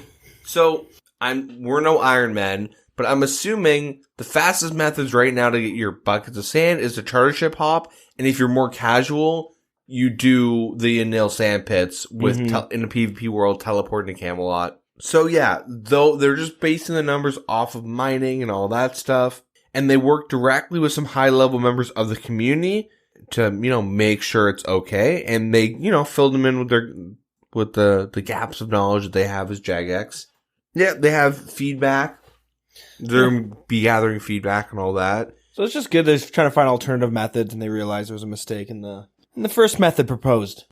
The one thing I do find interesting is that it will be slower for a casual player to get their sandstone, but you get mining experience. Yeah, that's true. That's like another factor, right? So now mining sucks to train overall, so any little bit you can get, why not? Yeah. Now when you're crafting, you would get mining, crafting, money, and magic experience. It's adding like a whole nother aspect to it. Well, you're also working for like possibly your first glory, possibly, fury and your torture, and your Zenite jewelry. Zenite, yeah. So yeah, that's pretty interesting. I wonder how much experience overall you would get if you were to get 99, like if you're doing like glass blowing and all, like doing like, all those things at once, but whatever the amount of sandstone that you actually need, if you started at 65 and casually mined, how much mining experience would you end up with? Good question. Yeah, I don't know. I haven't looked at the numbers, and there's no way in hell I'm going to be able to do the math. But yeah, so pretty interesting. Hopefully that like sets a precedent, future quality of life and updates, and like who they consult. Yeah, maybe we'll see with all those PvP or non-PvP quality of life polls we just saw, but yeah, who knows. And then, okay, now let's get to the actual updates, which doesn't seem like a whole lot happened. No, this will be a lot quicker. Don't worry, guys. Boss Heads, Boss Baby, best movie. As the stacks of boss heads have been building in players' banks, we've received more and more requests to add ways to make them more useful. They had recolors, they have mounting, and yeah, they have made some changes. So the Dark Altar, which you use for the ensouled heads, you can now sacrifice your excess trophy head drops on Dark Altar to gain prayer experience. This will give a flat rate of 2.5k experience per head, except for Vorkath, which is 1k, as it's the most common. Using the Dark Altar in this way does not require any Arceus or other favor and can be done in bulk, hence reduce experience when using Vorkath's head as an Ensouled Dragon's head sacrifice, which remains an option. I'm still going to keep my Vorkath's head for extra assemblers, but yeah, they could do some cooler things. So I was talking to someone in the CC, and they mentioned how they got an Unsired, and they got like from Abyssal Sire. Yeah. And they got an Abyssal Sire, like the head. Yeah, the worst thing you can get. Or maybe the best, depending on who you are. If you like cosmetics. Because it is a really cool thing. Yeah, I guess, okay, well, once you get it the first, yeah. If you have a second one, then obviously it sucks. But if you want the recolor, definitely not ideal, but whatever. I was thinking, like, well, what if you could, like, use it, like, say for that one specifically, you could just exchange it for another Unsired. Yeah, I mean, well, you can get abyssal heads from just normal demons, right? Yeah. So the only thing but it's super rare. Yeah. That one's just a specific example. What if you could just use the heads to just get another roll of the drop table? Yeah. Like, even like Kurass, you could use it to, like, fight a superior Kurass. Yeah, that'd be nice. Like, boom, bang, a little bit more work, Jagex, sorry. You have to figure out where you would use it. Maybe, like, have something to do with the Dark Altar where you could, like, infuse it and maybe just fight it there. Or if it's a boss, you just gives go it an to, extra like, use at least. Go to Torfin at Vorkath, and he's like, wow, you have his head. Here's some stuff you left behind. Yeah. You know, like, give you some loot. I don't know. They could just do something like that. I don't know. Because I don't need prayer experience. So I'm gonna say Jagex, give us some more options.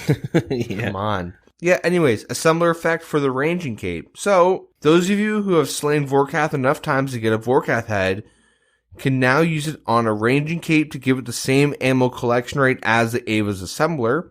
Until now, the ranging cape had the ammo saving effects as the accumulator, and bear in mind that you'll need to use the head directly onto the cape. Using a pre-made assembler will not work. Alright. Yep. I remember this being controversial, the thing with the assembler. Yeah. Because they're like, well, now the Ranger Cape's gonna get a buff too. And they're like, no, we'll just keep the Ranger Cape the same, don't worry. This is why you want to use the backpack.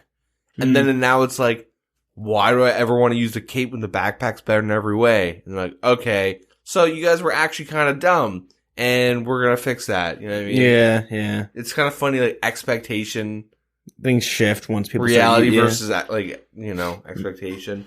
Yep, so some Chamber of Xeric quality of life. The Great Olm's Fire may now be doused with various vessels of water. Cool. And the Humidify spell. Clue scrolls received in Xeric now count as an additional loot item. Monster Examine can now be cast on monsters within Chambers of Xeric. Decent. Right on. World rotations. Yeah, same old.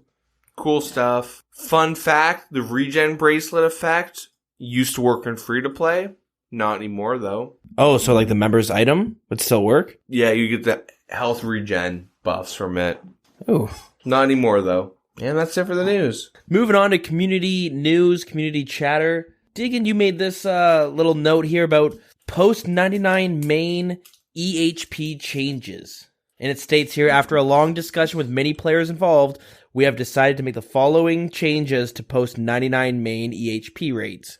From what I understand, there's a website, Crystal Math Labs, that tracks your EHP. They're the ones who are dictating the changes. Yeah. Okay. Like, RuneScape doesn't care about how efficient players are, but EHP stands for efficient hours played. If you are very into leveling as fast as you can and you like want to like track and show off, they use like a number called EHP. Yep. And it's just to be like, I have 99 fire making and Dilz is 99 fire making. Who's better at fire making? Then like, hey, you should be able to obtain fire making in 3 hours. So just, I'm throwing random ass numbers. And I did it in like 2.5 and you did it in like, and so it's like, well, you're better at fire making than me. That's pretty much EHP in a nutshell. Random numbers though. But there seems to be a shift in that meta. Yeah. So pretty much all of them across the board got buffed.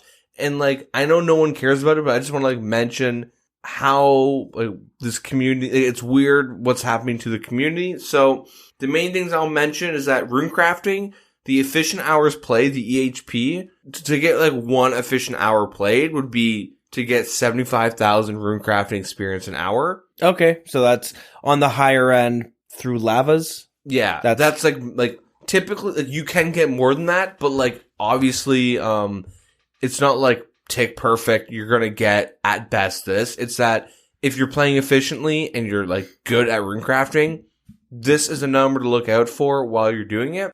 For example, Slayer was at 85k an hour, so you could level the 99 Slayer faster than runecrafting. Funny enough, through barraging, cannoning. Yeah, crafting was 425,000. So like, this is when we reference using your lamps on runecrafting and Dilz for agility for his own reasons. But the reason being is that runecrafting is, or should I say, was the slowest. Mm-hmm.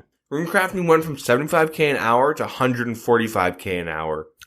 So that's a huge jump. And Doubled. I don't think there's been this new method that was just recently discovered, was there?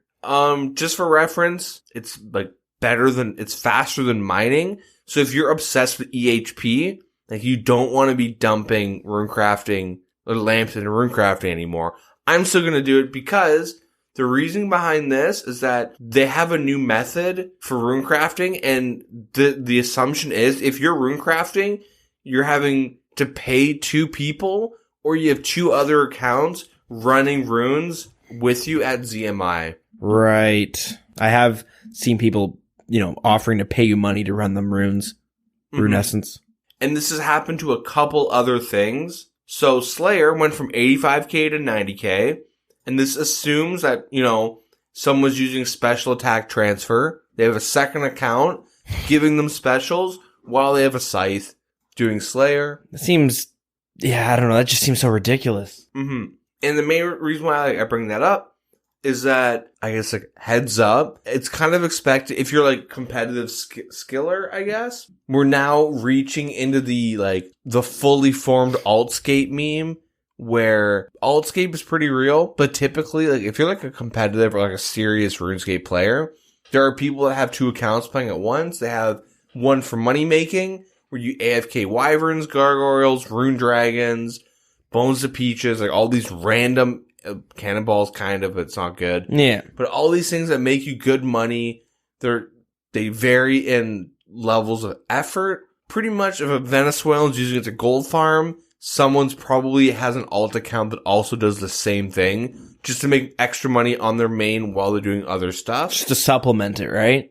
Free bonds, whatever. With like those methods I mentioned, minus like cannonballs really, but like you can generate 2 bonds for 2 weeks and some profit. And that's kind of where like Altscape meme started.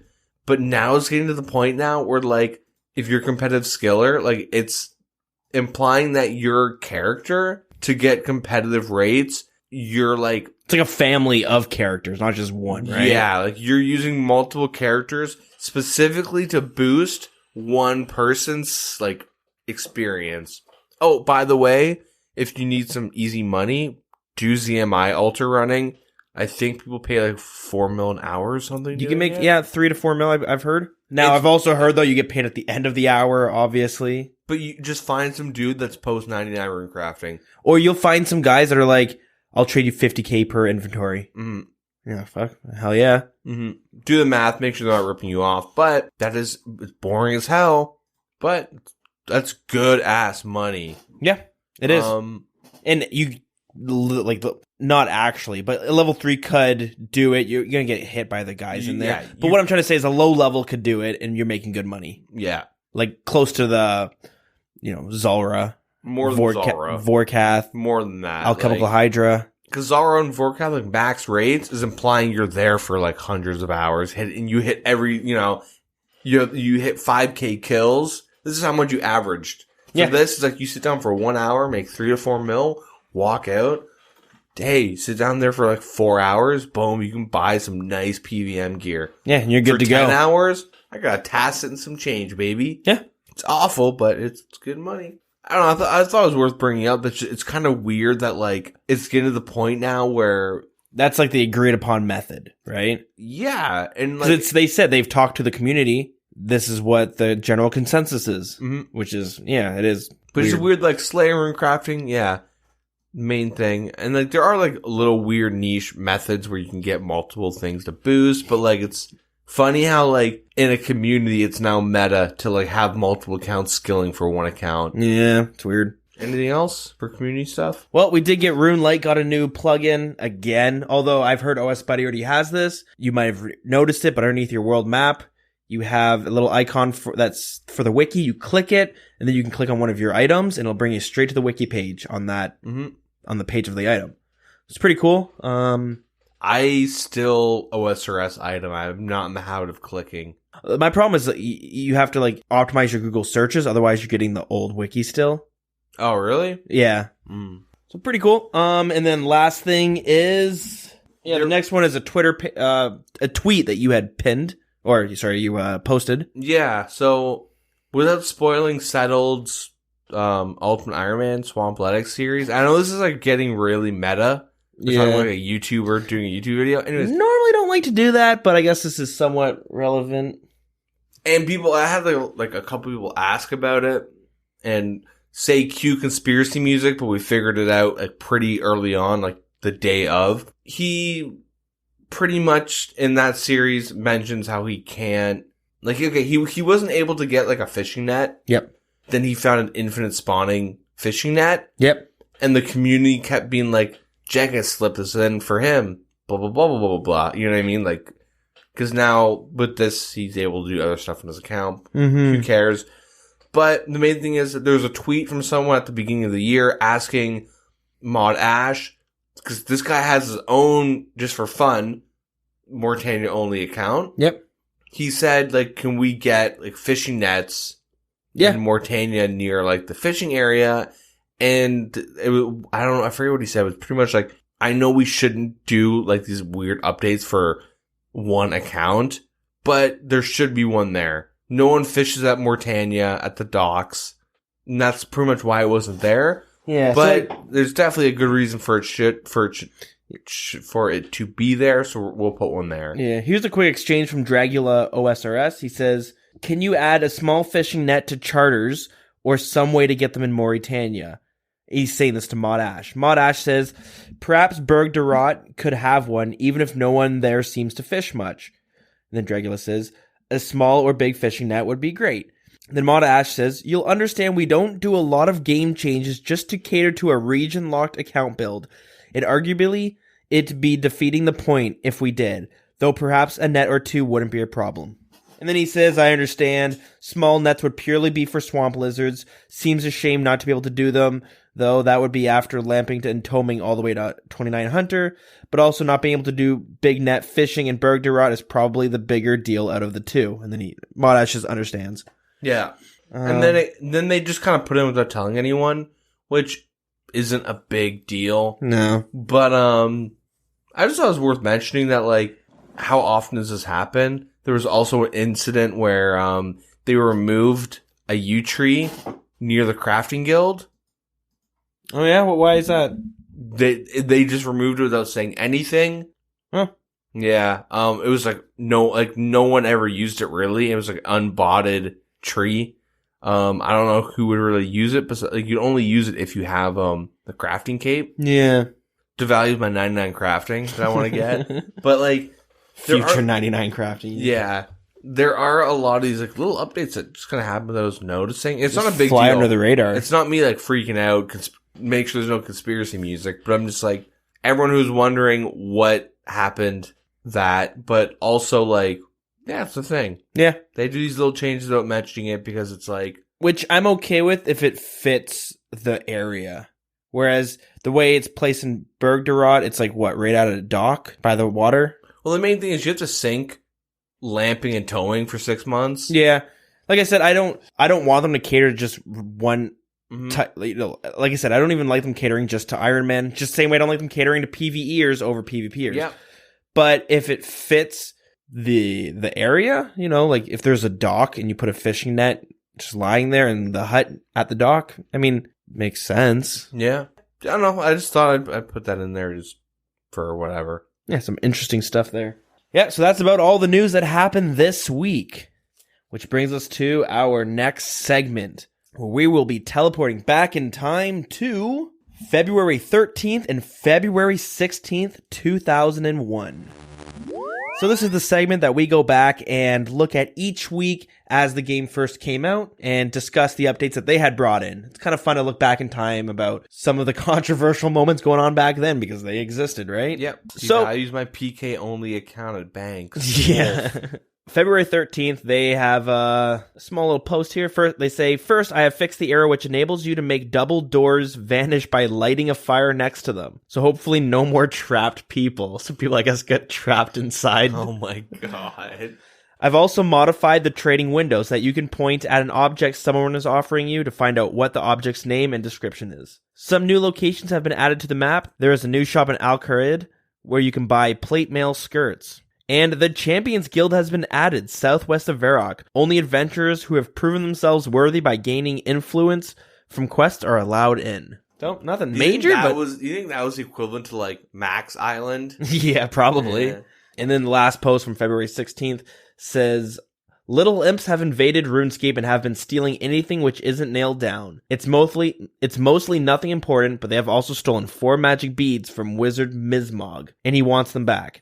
Go and talk to him in the Wizard's Tower to get started on this quest. Imp Catcher came out. Yeah. And they also added the trading features have been improved even more. You can no longer accept an offer at the same time as the other player is changing it. This will hopefully stop the cheating and making trading with other players more safe.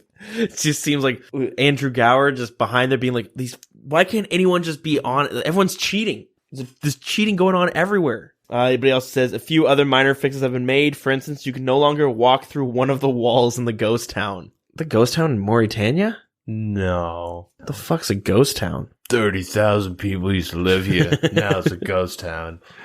I don't know. Weird. We're going to have to figure that one out. Maybe they're going to remove it at some point down here, being like this ghost town is just full of cheaters. Maybe it's like, hey, we put some people in it. Edgeville. Ah, interesting. Yeah, maybe we're going to get something like that. Like, what? I wonder, because there's so many things that like you could attack people anywhere. And I really wanted to be like, I think you had to agree to a duel because I played RuneScape Classic before. And then I'm like, no. You could attack anyone anywhere and you can't bank ever anywhere. Eventually they brought up the dueling thing. Yeah. You can get attacked by someone and you can't move. Yeah. You know what I mean? You're because I know like at least for Classic or something, you had to do X amount of exchanges. You can't like hit someone once and run away. Yeah. Do you think they had the world PvP? Like, okay, do you think when they first designed like RuneScape, it was very much like, because the way like the game was made was it's like they like the brothers like D&D and fantasy world building, yeah, and you can see all the influences.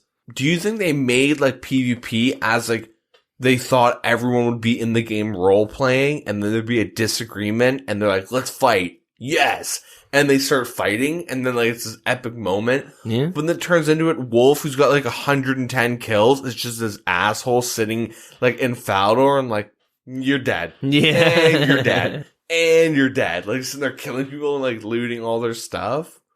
There's no bank to even do, you know what I mean? Like, what do am I do? going to hold all these rune or bronze plate bodies? I don't even know. It's interesting to see the way the game develops. Yeah, not a whole lot of action happened this week, 18 years ago. Wow.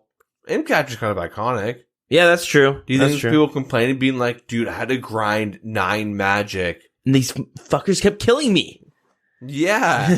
I'm sitting here airstriking goblins and I keep dying. Now people can what? Sneak away over to the wizard's tower, start a quest, find these imps everywhere, get beads, and now they have 9.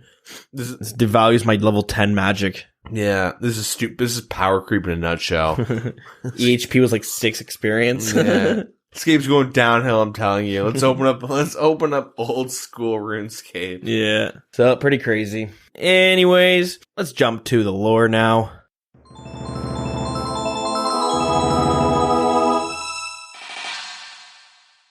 During the God Wars, there was a dragonkin who had been experimenting on monsters in Mount Karulm. Similar to Zorgoth and how he had been experimenting and eventually created Vorkath, this unknown dragonkin had been doing the same. His first creation were the worms, a beast that almost went extinct during the God Wars because of their devastation. His next creation were monsters called drakes. Believing the drakes were a success, he brought his creation in front of a dragonkin named Karapak, but he rejected these monsters. He believed that they should only be experimenting on dragons, and that experimenting on any other monsters were a waste of time. Karapak was a very renowned dragonkin. Whatever he said was law, and his influence reached so far that no dragonkin ever disobeyed his orders. Eventually, this original unknown dragonkin, who had been doing these experiments on Karulm, began testing on lizards. He first created the Hydras, but those were just the base for his next project. Soon he would be experimenting on them, creating a much larger and stronger version.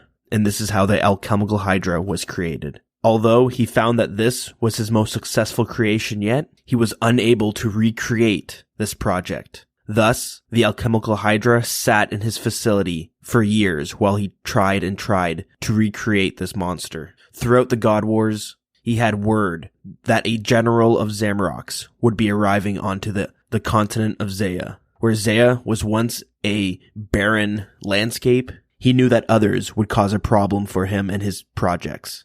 When this general of Zamrock arrived on Zaya, he quickly went and sought refuge in the catacombs of Zaya. The unknown dragonkin knew this general had some sort of artifact that gave him power, a power that would be very useful with his experiments. But unfortunately for this dragonkin, he knew the power was too strong and he would not be able to take it away from the Zamrock general. He knew that if he wanted to remain safe and free to experiment, he would need to go into hiding, somewhere that he would not be found. found. So he moved south of Mount Cruelm, where he began experimenting on other monsters. We do not know what his end result creation, but many believe that he fled to Mount Quitamortum, that the great Olm found in the chambers of Xeric was from his doing. We don't know who this dragonkin was, and we do not know what happened to him, but we do know he feared this general of Zamrock, and this general was Skotizo. So, this dragonkin fled, never to be heard of again, and the Alchemical Hydra still remains in the original facility, waiting to be recreated again. The Hydra sits undisturbed, but at times becomes restless, and can create havoc within it. So, between the two who live around Mount Cruelm, the Tasakal and the Caliph, they find adventurers and warriors who are willing to fight this creature to put him at ease, to calm down and prevent the Hydra from breaking out of the facility. Next week, we wrap up the bosses of Old School RuneScape. And now that we're back, we'll take a stroll over to the Grand Exchange. Got a little little sound effect now. Nice. Yeah, it's nothing much, but it's something. Anyways. Doubling money. Doubling money. It's not as fun as that. It's just a little ding ding. RSPGP07.com. Yeah, imagine.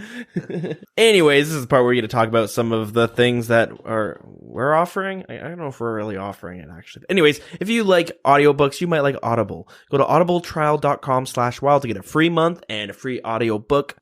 A bunch of us in the CC have actually ordered the RuneScape books, and we've started reading them together with a little book club discussion going on Discord. So who knows, maybe you want to listen to it through Audible. I actually don't even know if they're available there, but I'm assuming high chance they could be. They should be if they're not. Yeah. But you have to tweet Jeff Bozo, good old Jeff Bezos, and be like, dude, just come on. Just give him a phone call or something. Yeah, I'll call him. Yeah, audibletrial.com/wild. But if you want to support the show directly, you can do that by going to patreon.com/thewilderness podcast. And our supporter of the week is Mr. Meltin. So thank you very much for supporting the show. We greatly appreciate it. Yeah, you're one swell fella. And thank you to all of our supporters out there. And also, as usual, thank you to everyone who is listening. But now we're going to direct it to what we got going on in the show. As I've been mentioning for the past couple episodes now, that we are doing a hide and seek little event coming up in the future. Don't have an exact date because I've been kind of busy. Me and Magpie are trying to organize it. But if you want to figure out when we're going to be doing that, definitely keep an eye on Discord and Twitter. It's kind of hard to actually plan right now because I get work dropped on me. I usually don't find out until Thursday if I'm working Saturday or not, so it's kind of a pain in the ass. But anyways, just things like that make it hard to actually plan one so far ahead. But yeah, there will be tons of money being given away. You got to find Magpie. We'll have some hints. And yeah, so yeah, definitely keep your eye out if you're interested. And as I just mentioned, we got a little book club going on. We are reading the trilogy, the RuneScape novels, written by T.S. Church. We just did our first week where reading the first 3 chapters, and I'm really enjoying them so far. There's a lot of course, there's a bunch of RuneScape references, right? There's tons of them, but I would assume the whole thing is a RuneScape reference. Yes, exactly. But I could definitely see, like, so far, I don't feel like you would need to play the game to totally understand what the hell's going on. Yeah. You could be someone who has never played RuneScape, and it's just another fantasy novel. Mm-hmm. And it starts off really well done. I love the way he paints the world. Like the whole perspective of the world changes. Like it's how large it is, how long it takes to travel to certain cities. So it's very cool. Definitely recommend reading them. But yeah, if you want to discuss those, definitely come on to Discord. As he attempts to put on the goblin's armor, it doesn't fit. Yeah. Yeah. Pretty cool.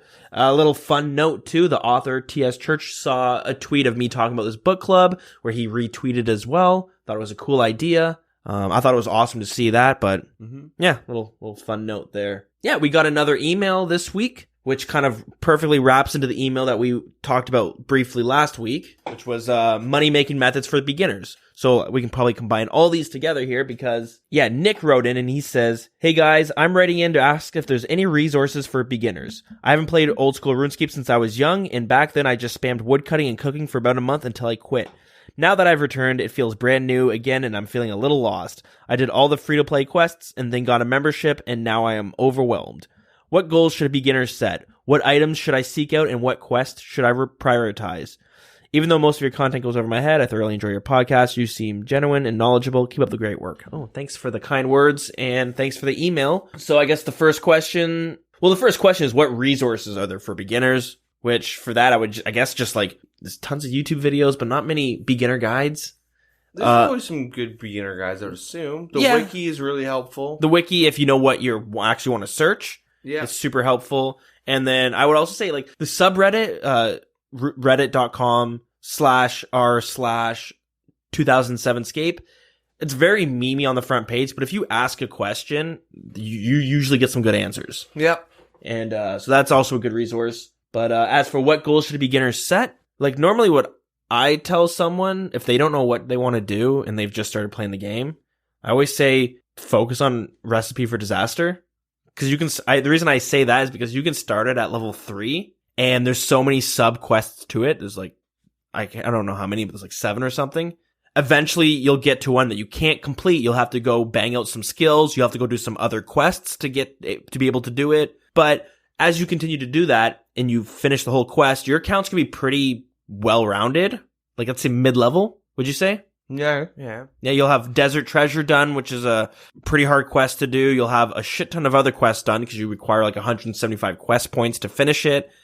A bunch of not high level skills, but your skills will be like well-rounded, right? All different skills will be leveled up, and you now have access to I would say best gloves in the game. But there's like now with the new gloves that came out, the Ferocious. Yeah, Ferocious gloves, which are now better offensively, and then with the for melee only though, but yeah. Yeah.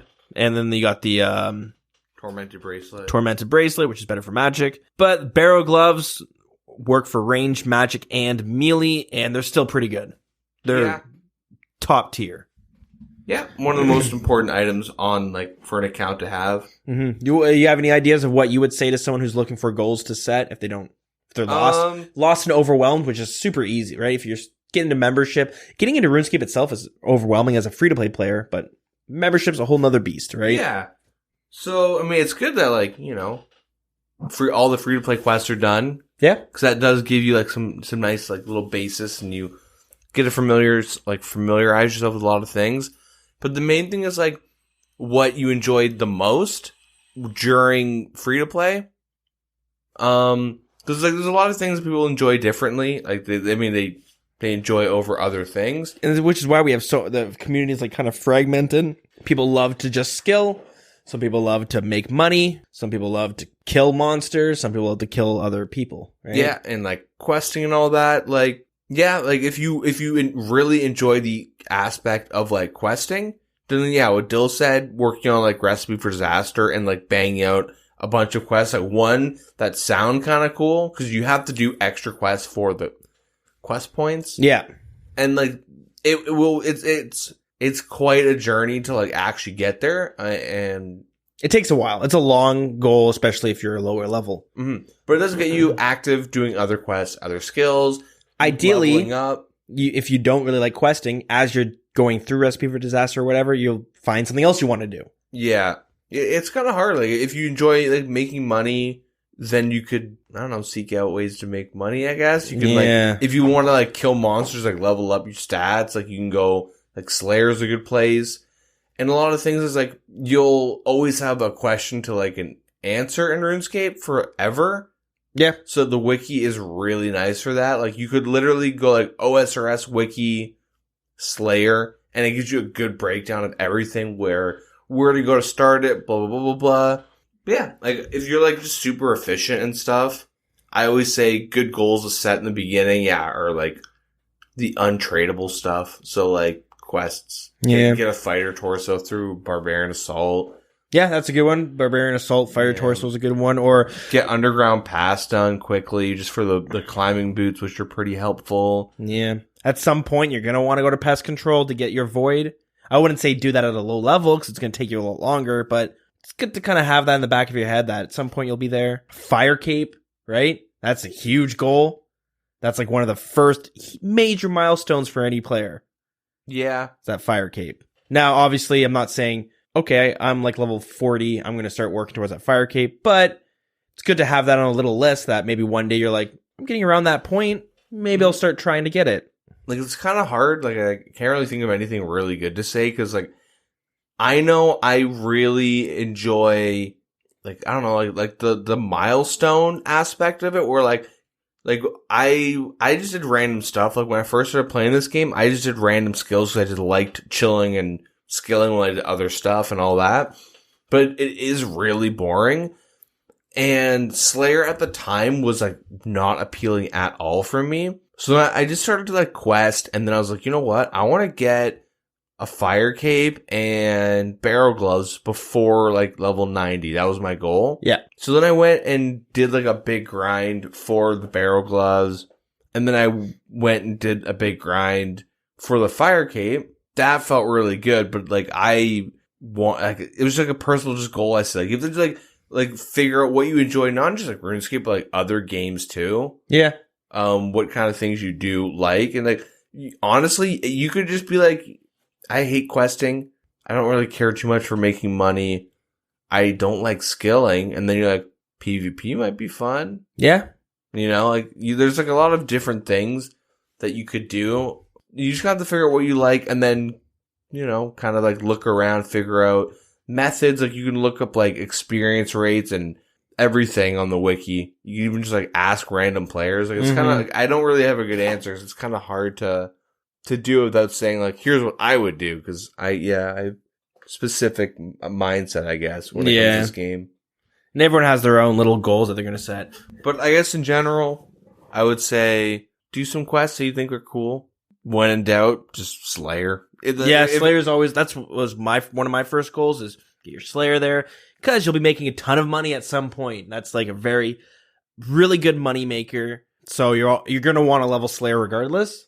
Yeah. And I find it fun. Yeah, if you're like, well, none of this helped, then, like, just do some Slayer, do some random quests, and eventually you'll you'll stumble across something you want. Another goal I would set, like, if you're a masochist, you're gonna want to do this anyways too.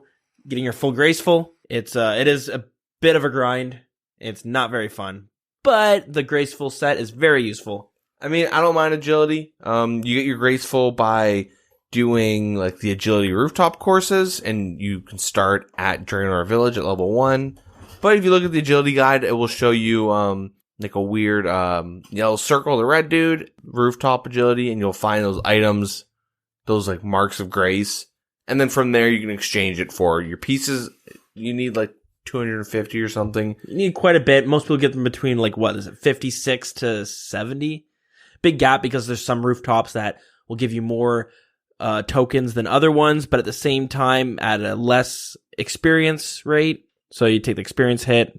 I think it's Canifis is the one that people go to for the most tokens. Yeah, I mean, I just kind of did whatever. Yeah, I always did what I could the most, and I got mine around level 65. Yeah, it's out there, and yeah. So then, leading in from our email from last week about money makers for beginners and stuff like that, like, I've been thinking about this week, and I was trying to think about what did I do for money makers.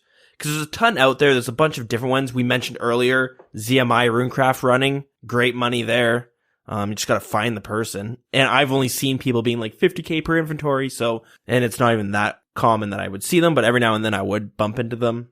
It's kind of hard because focusing on just money making at a low level, it'll help at first, but then you're always gonna want money. You don't want to be a level 80 killing cows for cowhide. Yeah.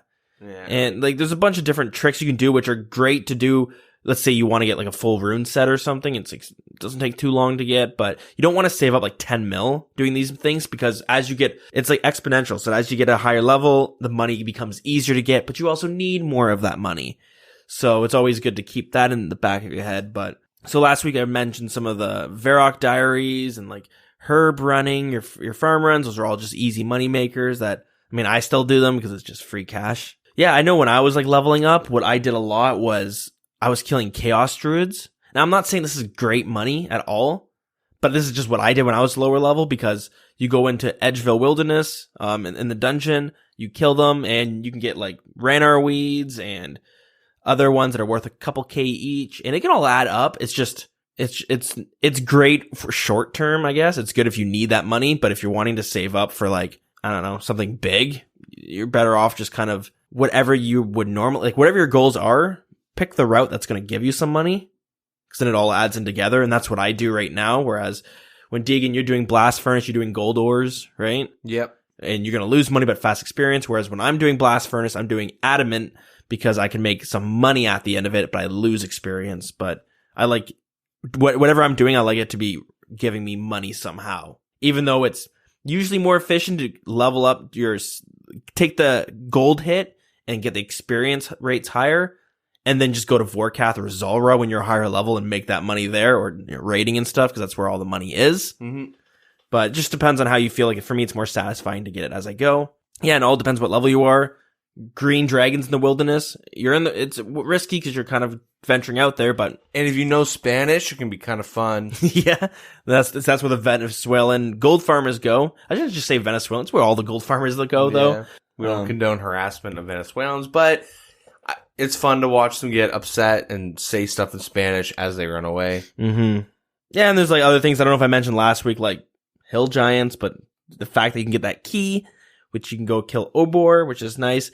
Like, it's really hard to give like money making methods because it all depends on what relevant level you are, what items you're saving up for. Because if you're like, well, I want to get 10 milks, I want to be able to buy bandos. Was it chest play? That's probably a 20 mil now, isn't it? Yeah. So anyways, whatever piece it is, if it's like 20 or 30 mil and you're like, well, maybe don't save up for it right now. Just go do your normal grind and eventually you'll get there. Like if you're doing Slayer, eventually you'll be just every task you're making like a mil or so. So that's it's always good to know. Yeah, I don't know. I would say like if you want to train certain skills, you could always choose the route that's going to yield you some money. So at least you're making some profit instead of losing. You know, like fletching, you can just I think it's stringing the bows together will give you a little bit of money at the end. It's not much at all. Or even like when I was like, I'm going to train cooking, and I was like, oh, if I cook these, I'll make like a couple GP per thing I cook, which isn't much, but I walk away with like an extra 2 mil when I got 99. It's not much at all, but you know, I always like to see the profit that I was able to pull out of it. Yeah, I don't know, like for me, when I was like a lower level trying to make money, I wasn't super like efficient. Like I wasn't like, I'm going to go NMZ to max stats and then, you know, put 20 hours making money and then using that money to just, you know, power my account through, which people do that. But it's not fun. Like, it's like, like you could like, if you're like, what's the best way to make money? Then like, it's like, all right, go get your void or whatever. Go get your best in slot strength gear and your range. Go do sand crabs and sit there for 3-4 months, get these stats, and then go grind these bosses. Yeah. Like if the question was, what's the quickest way to 100 mil?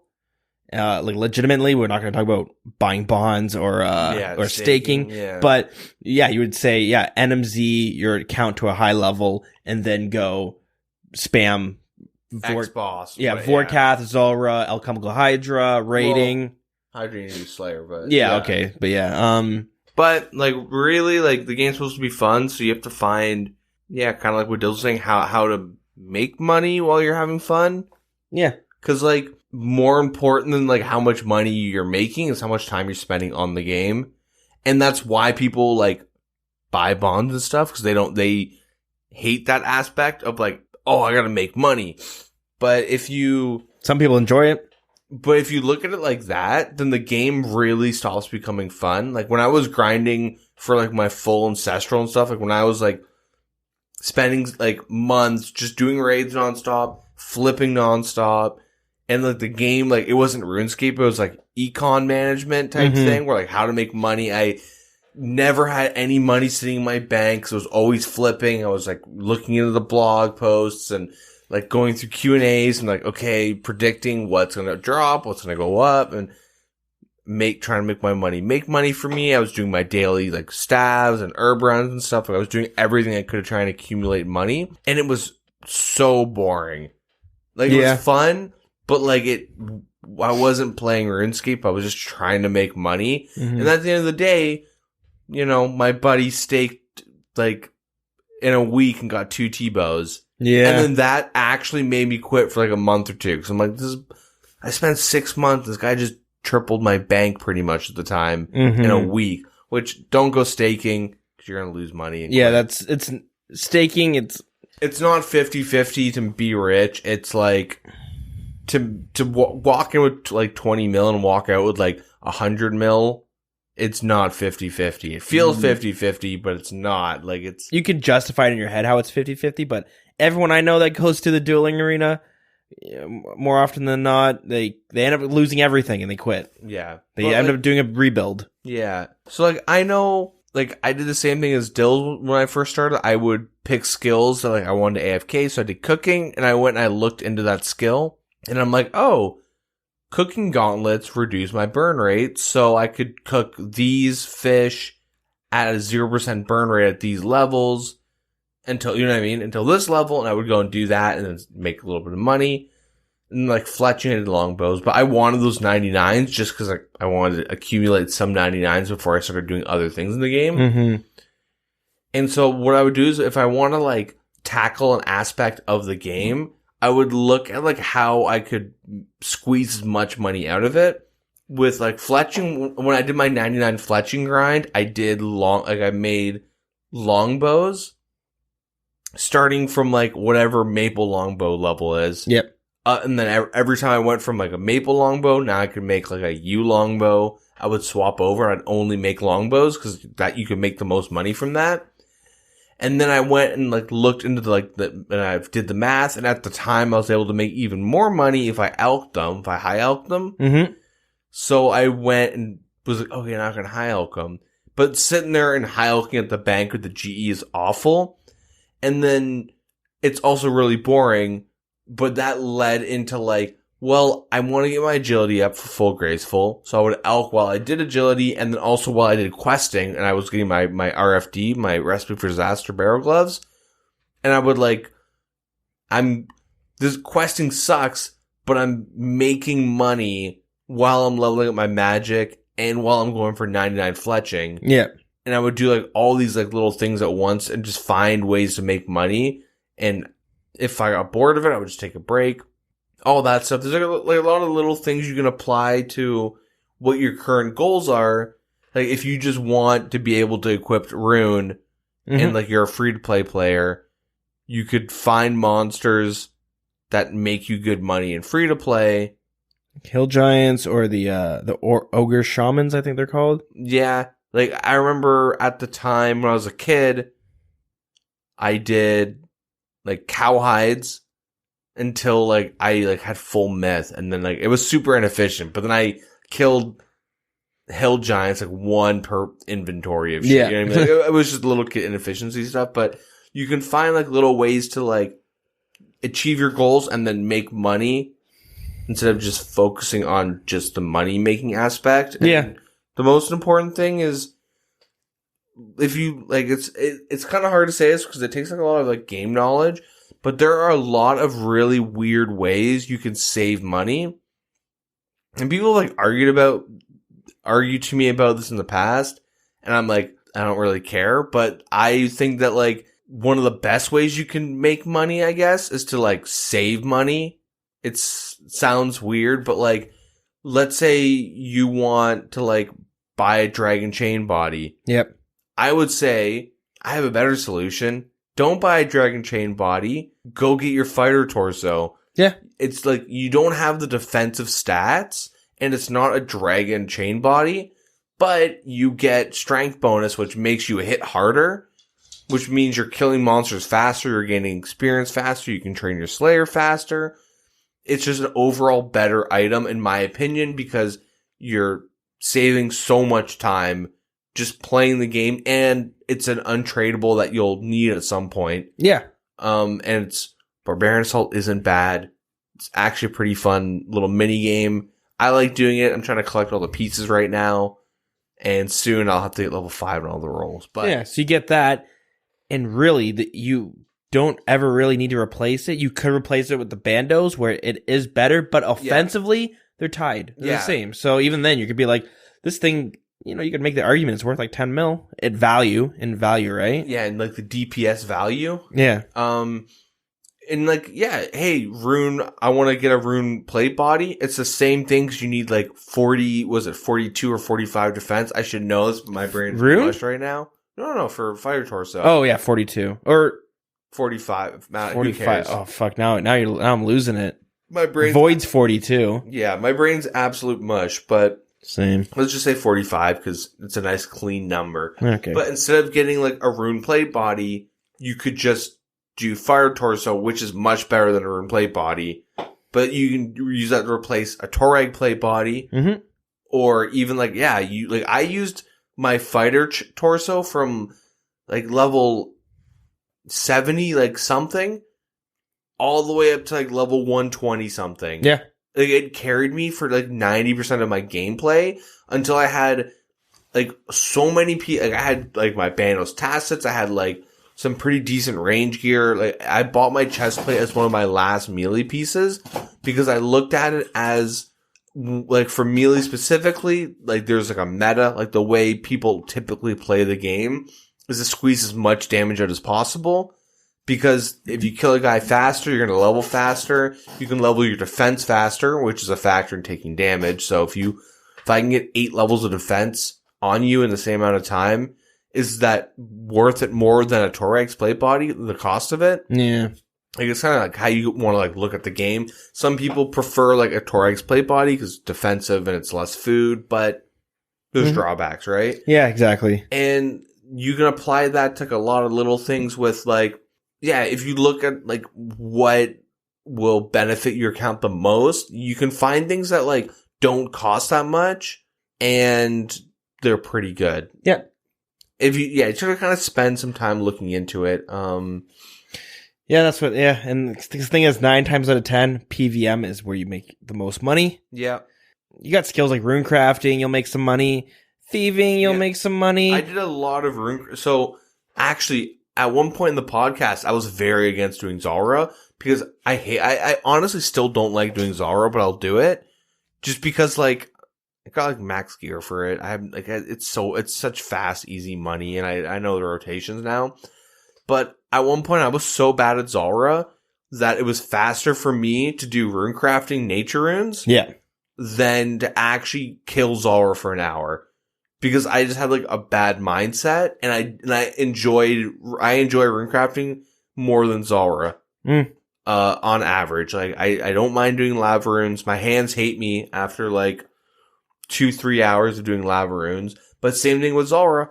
Doing 8-way switches like breaks my wrists and stuff. It's like if you can find what you enjoy and find ways to make money, then just There's ways you can make little bits of money. Like if you don't feel like playing, it's like okay, well go woodcut, go mine, go fish, but figure out what thing is going to give you the money at your level. Yeah, it might just be lobsters, which is like not much profit at all, but it all adds up. Yeah, and like there are like if you have a kid and you can only pay attention for like. Give your game like, 30 seconds of love every like couple minutes, right? Yeah. You can find AFK methods of making money, which aren't the best, but like, hey, you gotta watch a movie with like your family or something and just pull out your phone and like, hey, I'm gonna go do, dwarf cannon so I can make some cannonballs. Not the best money, but it's pretty AFK. Get some smithing. Takes like 0 effort, no focus. You could actually set like your phone on vibrate for like every minute and a half or whatever to just like, and then you like look at it like, okay, click, click, click, and we're back at it. And I'm going to continue doing what I'm doing. Maybe you're on break at work. You have 15 minutes every day. Yeah. After, you're not going to make much money at all, but after the week, you got like what, 200K or something? It's something. Mm-hmm. And so like, I'm like not saying, oh, you want to make money, go fish lobsters. But yeah, as you said, you got to watch a movie, or maybe you're sitting with your child and you're watching Peppa Pig or something. And you can like pull out your phone and, click lobsters and put it back in your pocket. Things like that. Actually, the best way to make money is to get your like significant other or your kid and be like, check out this game called RuneScape. Here you can fish. That's it. Or, you know what I mean? Like, just, here, play it. Isn't that fun? Wow, that's really cool. You're having so much fun. You're having so much fun. I'm going to do you a solid and put that on your chore list. Yeah. If you want an allowance, I want to see 15 minutes of fishing every day. I want 3 inventories. Let's go. I need some monkfish. Let's go. And then your wife's sitting over there being like, why are you putting things on a chore list? And you're the one who just dicks around playing video games all day. You don't even... I'm the one who makes the money. I give you an allowance. Nature builds character. Yeah, that too, yeah. hey, I'm revered in my work for being given a task and being able to do it faster than ever. I'm like actually being serious. People will give me a task on my job and I'll get it done faster than everyone. Unless it's something I have no idea what I'm doing. You just like, randomly start bragging about your work ethic? Oh, dude, I shred.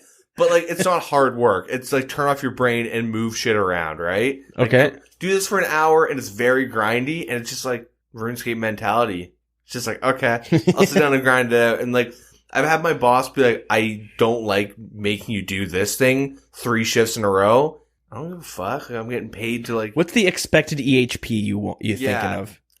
3 coats hung up an hour. Done. You're joking, but I've literally asked... If I have to do stock, how much should I be getting done each hour? Like, that's actually one of the, I'm not even kidding. I've asked that. Calculating your EHP. And they go like, no, we don't have a specific number. But like, you know, I was working at grocery for a bit and like they have numbers. Yeah. They have numbers that actually require alts. Like, but no, in all seriousness, like, I enjoy like time limit, get this done, do it. And like, I think I can do it pretty well once I can turn off my brain and just like do it. When it comes to like certain money making methods, like I'll personally tend to gravitate towards like, if I need to make money, I will go and sit down and grind raids or Vorkath or Slayer and all that. But some people just can't, like, they physically can't because of like time constraints. Yeah. And, that's fine. Yeah. There's a lot of different ways. You can even like merchant is always a good backup. There's that one YouTuber who's like 18 accounts. Mm-hmm. They're always bonded, always. And every day he sits down for a couple hours and just flips on all the accounts. Wow. But he really enjoys doing that. Like, people find like, really like weird ways to make money. I mean, you can like look up a YouTube video on how to make money. It won't give you the answer that you're really looking for. It's like, how can you enjoy making money that is acceptable to you at that level? Yeah, exactly. So, yeah, if you want, you can let us know what exactly restrictions you're under for making money or what you're looking for. Some more details and maybe a better answer, but hopefully that's enough for you to work with and for goals and all that stuff. But yeah, thank you guys for writing the emails. Yeah. I always love getting them. They're fun to read and they're fun to talk about and like kind of like think. Kind of theory craft a little bit of like, well, not really theory craft. No, but the worst. Talk about concepts, I guess, in the game. The worst number crunching. Yeah. Well, yeah. I don't know, because like lists, like they don't translate, in my opinion. Yeah. So hopefully it works. Hopefully it fits what you're looking for. But if not, let us know some more details. Yeah. But anyways, let's wrap this bad boy up. So if you do want to hang out with us in game, it's WildCC. Our email's thewildernesspodcast@gmail.com. Our Facebook is facebook.com/thewildernesspodcast. And our Twitter is @thewildernessrs. Yeah. And side note though, if you are looking for lists of stuff, you can always just jump in there and ask, and there are lists available. Yeah.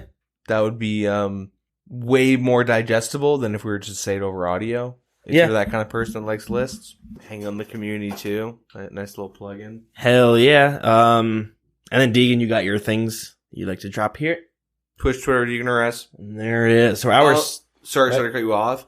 We will, like, I'm almost 99 Slayer, and I'm not gonna have like a big, like, everyone come watch me get 99 Slayer, but I do want to have something fun for the community, because it's like, we talk about Slayer so much, and like, I can get like in an hour, well, almost half an hour, the new EHP rates if you give me a Scythe and a Spec Transfer alt. But, I will be like, quote unquote hosting, I guess we will be hosting a wild CC or the Wilderness Podcast raid mass. Right. At some point, I'll tweet about it. It'll be on the Discord. We'll talk about it on like the thing. We'll set a date. Next week, we'll announce the date. And literally anyone who's a member can come. I'll set up directions. I'll how to get there. If you die to the shamans or something, I can even escort you or something. But get as many people in as possible. If you're experienced, come in and flex on everyone with your T-bows. If you're inexperienced, just come in and die and have fun. Like, who cares? Fashionscape it up. Yeah. Even, don't just come in and bank stand and hope for an item, because it's not going to happen. But, it'll be like a free-for-all. We'll just go there, have fun, get to know everyone. Everyone's pretty cool. There's, a lot of new people that come in and hang out. There's a lot of people that, listen, but they can't hang out because, they're in clans and they're always raiding and stuff. But this gives you a chance to kind of, hey, I have the stats to raid, but I don't know any clans or any people that are willing to take me in. Like, Yeah. you know, it's just good to kind of meet everyone. Come say hi. Come do the raid. Flex, die, have some fun. Hell yeah. Yeah, be notifying through like my Twitter, even like our Twitter, like the Wilderness Podcast, Discord. We'll talk about in the episode with the date set and in the CC and all that. And it'll be good fun. Yeah, it sounds like a good time. So keep your eyes and ears out for that as more develop. Yep. Anyways, let's lead that into our song of the week, randomly chosen as Expedition. So Expedition is a music track that is unlocked during the Observatory quest. It can be also unlocked during Troll Stronghold. Mm-hmm. All right. And the raid will be an expedition. Ooh, Nice. Yeah, that works. This tie-in. Yeah. Composed by Ian Taylor and came out March 2004. So, yep, that about does it for us here. Until next week. Thanks everyone for listening. Yeah, have a good one. Take care.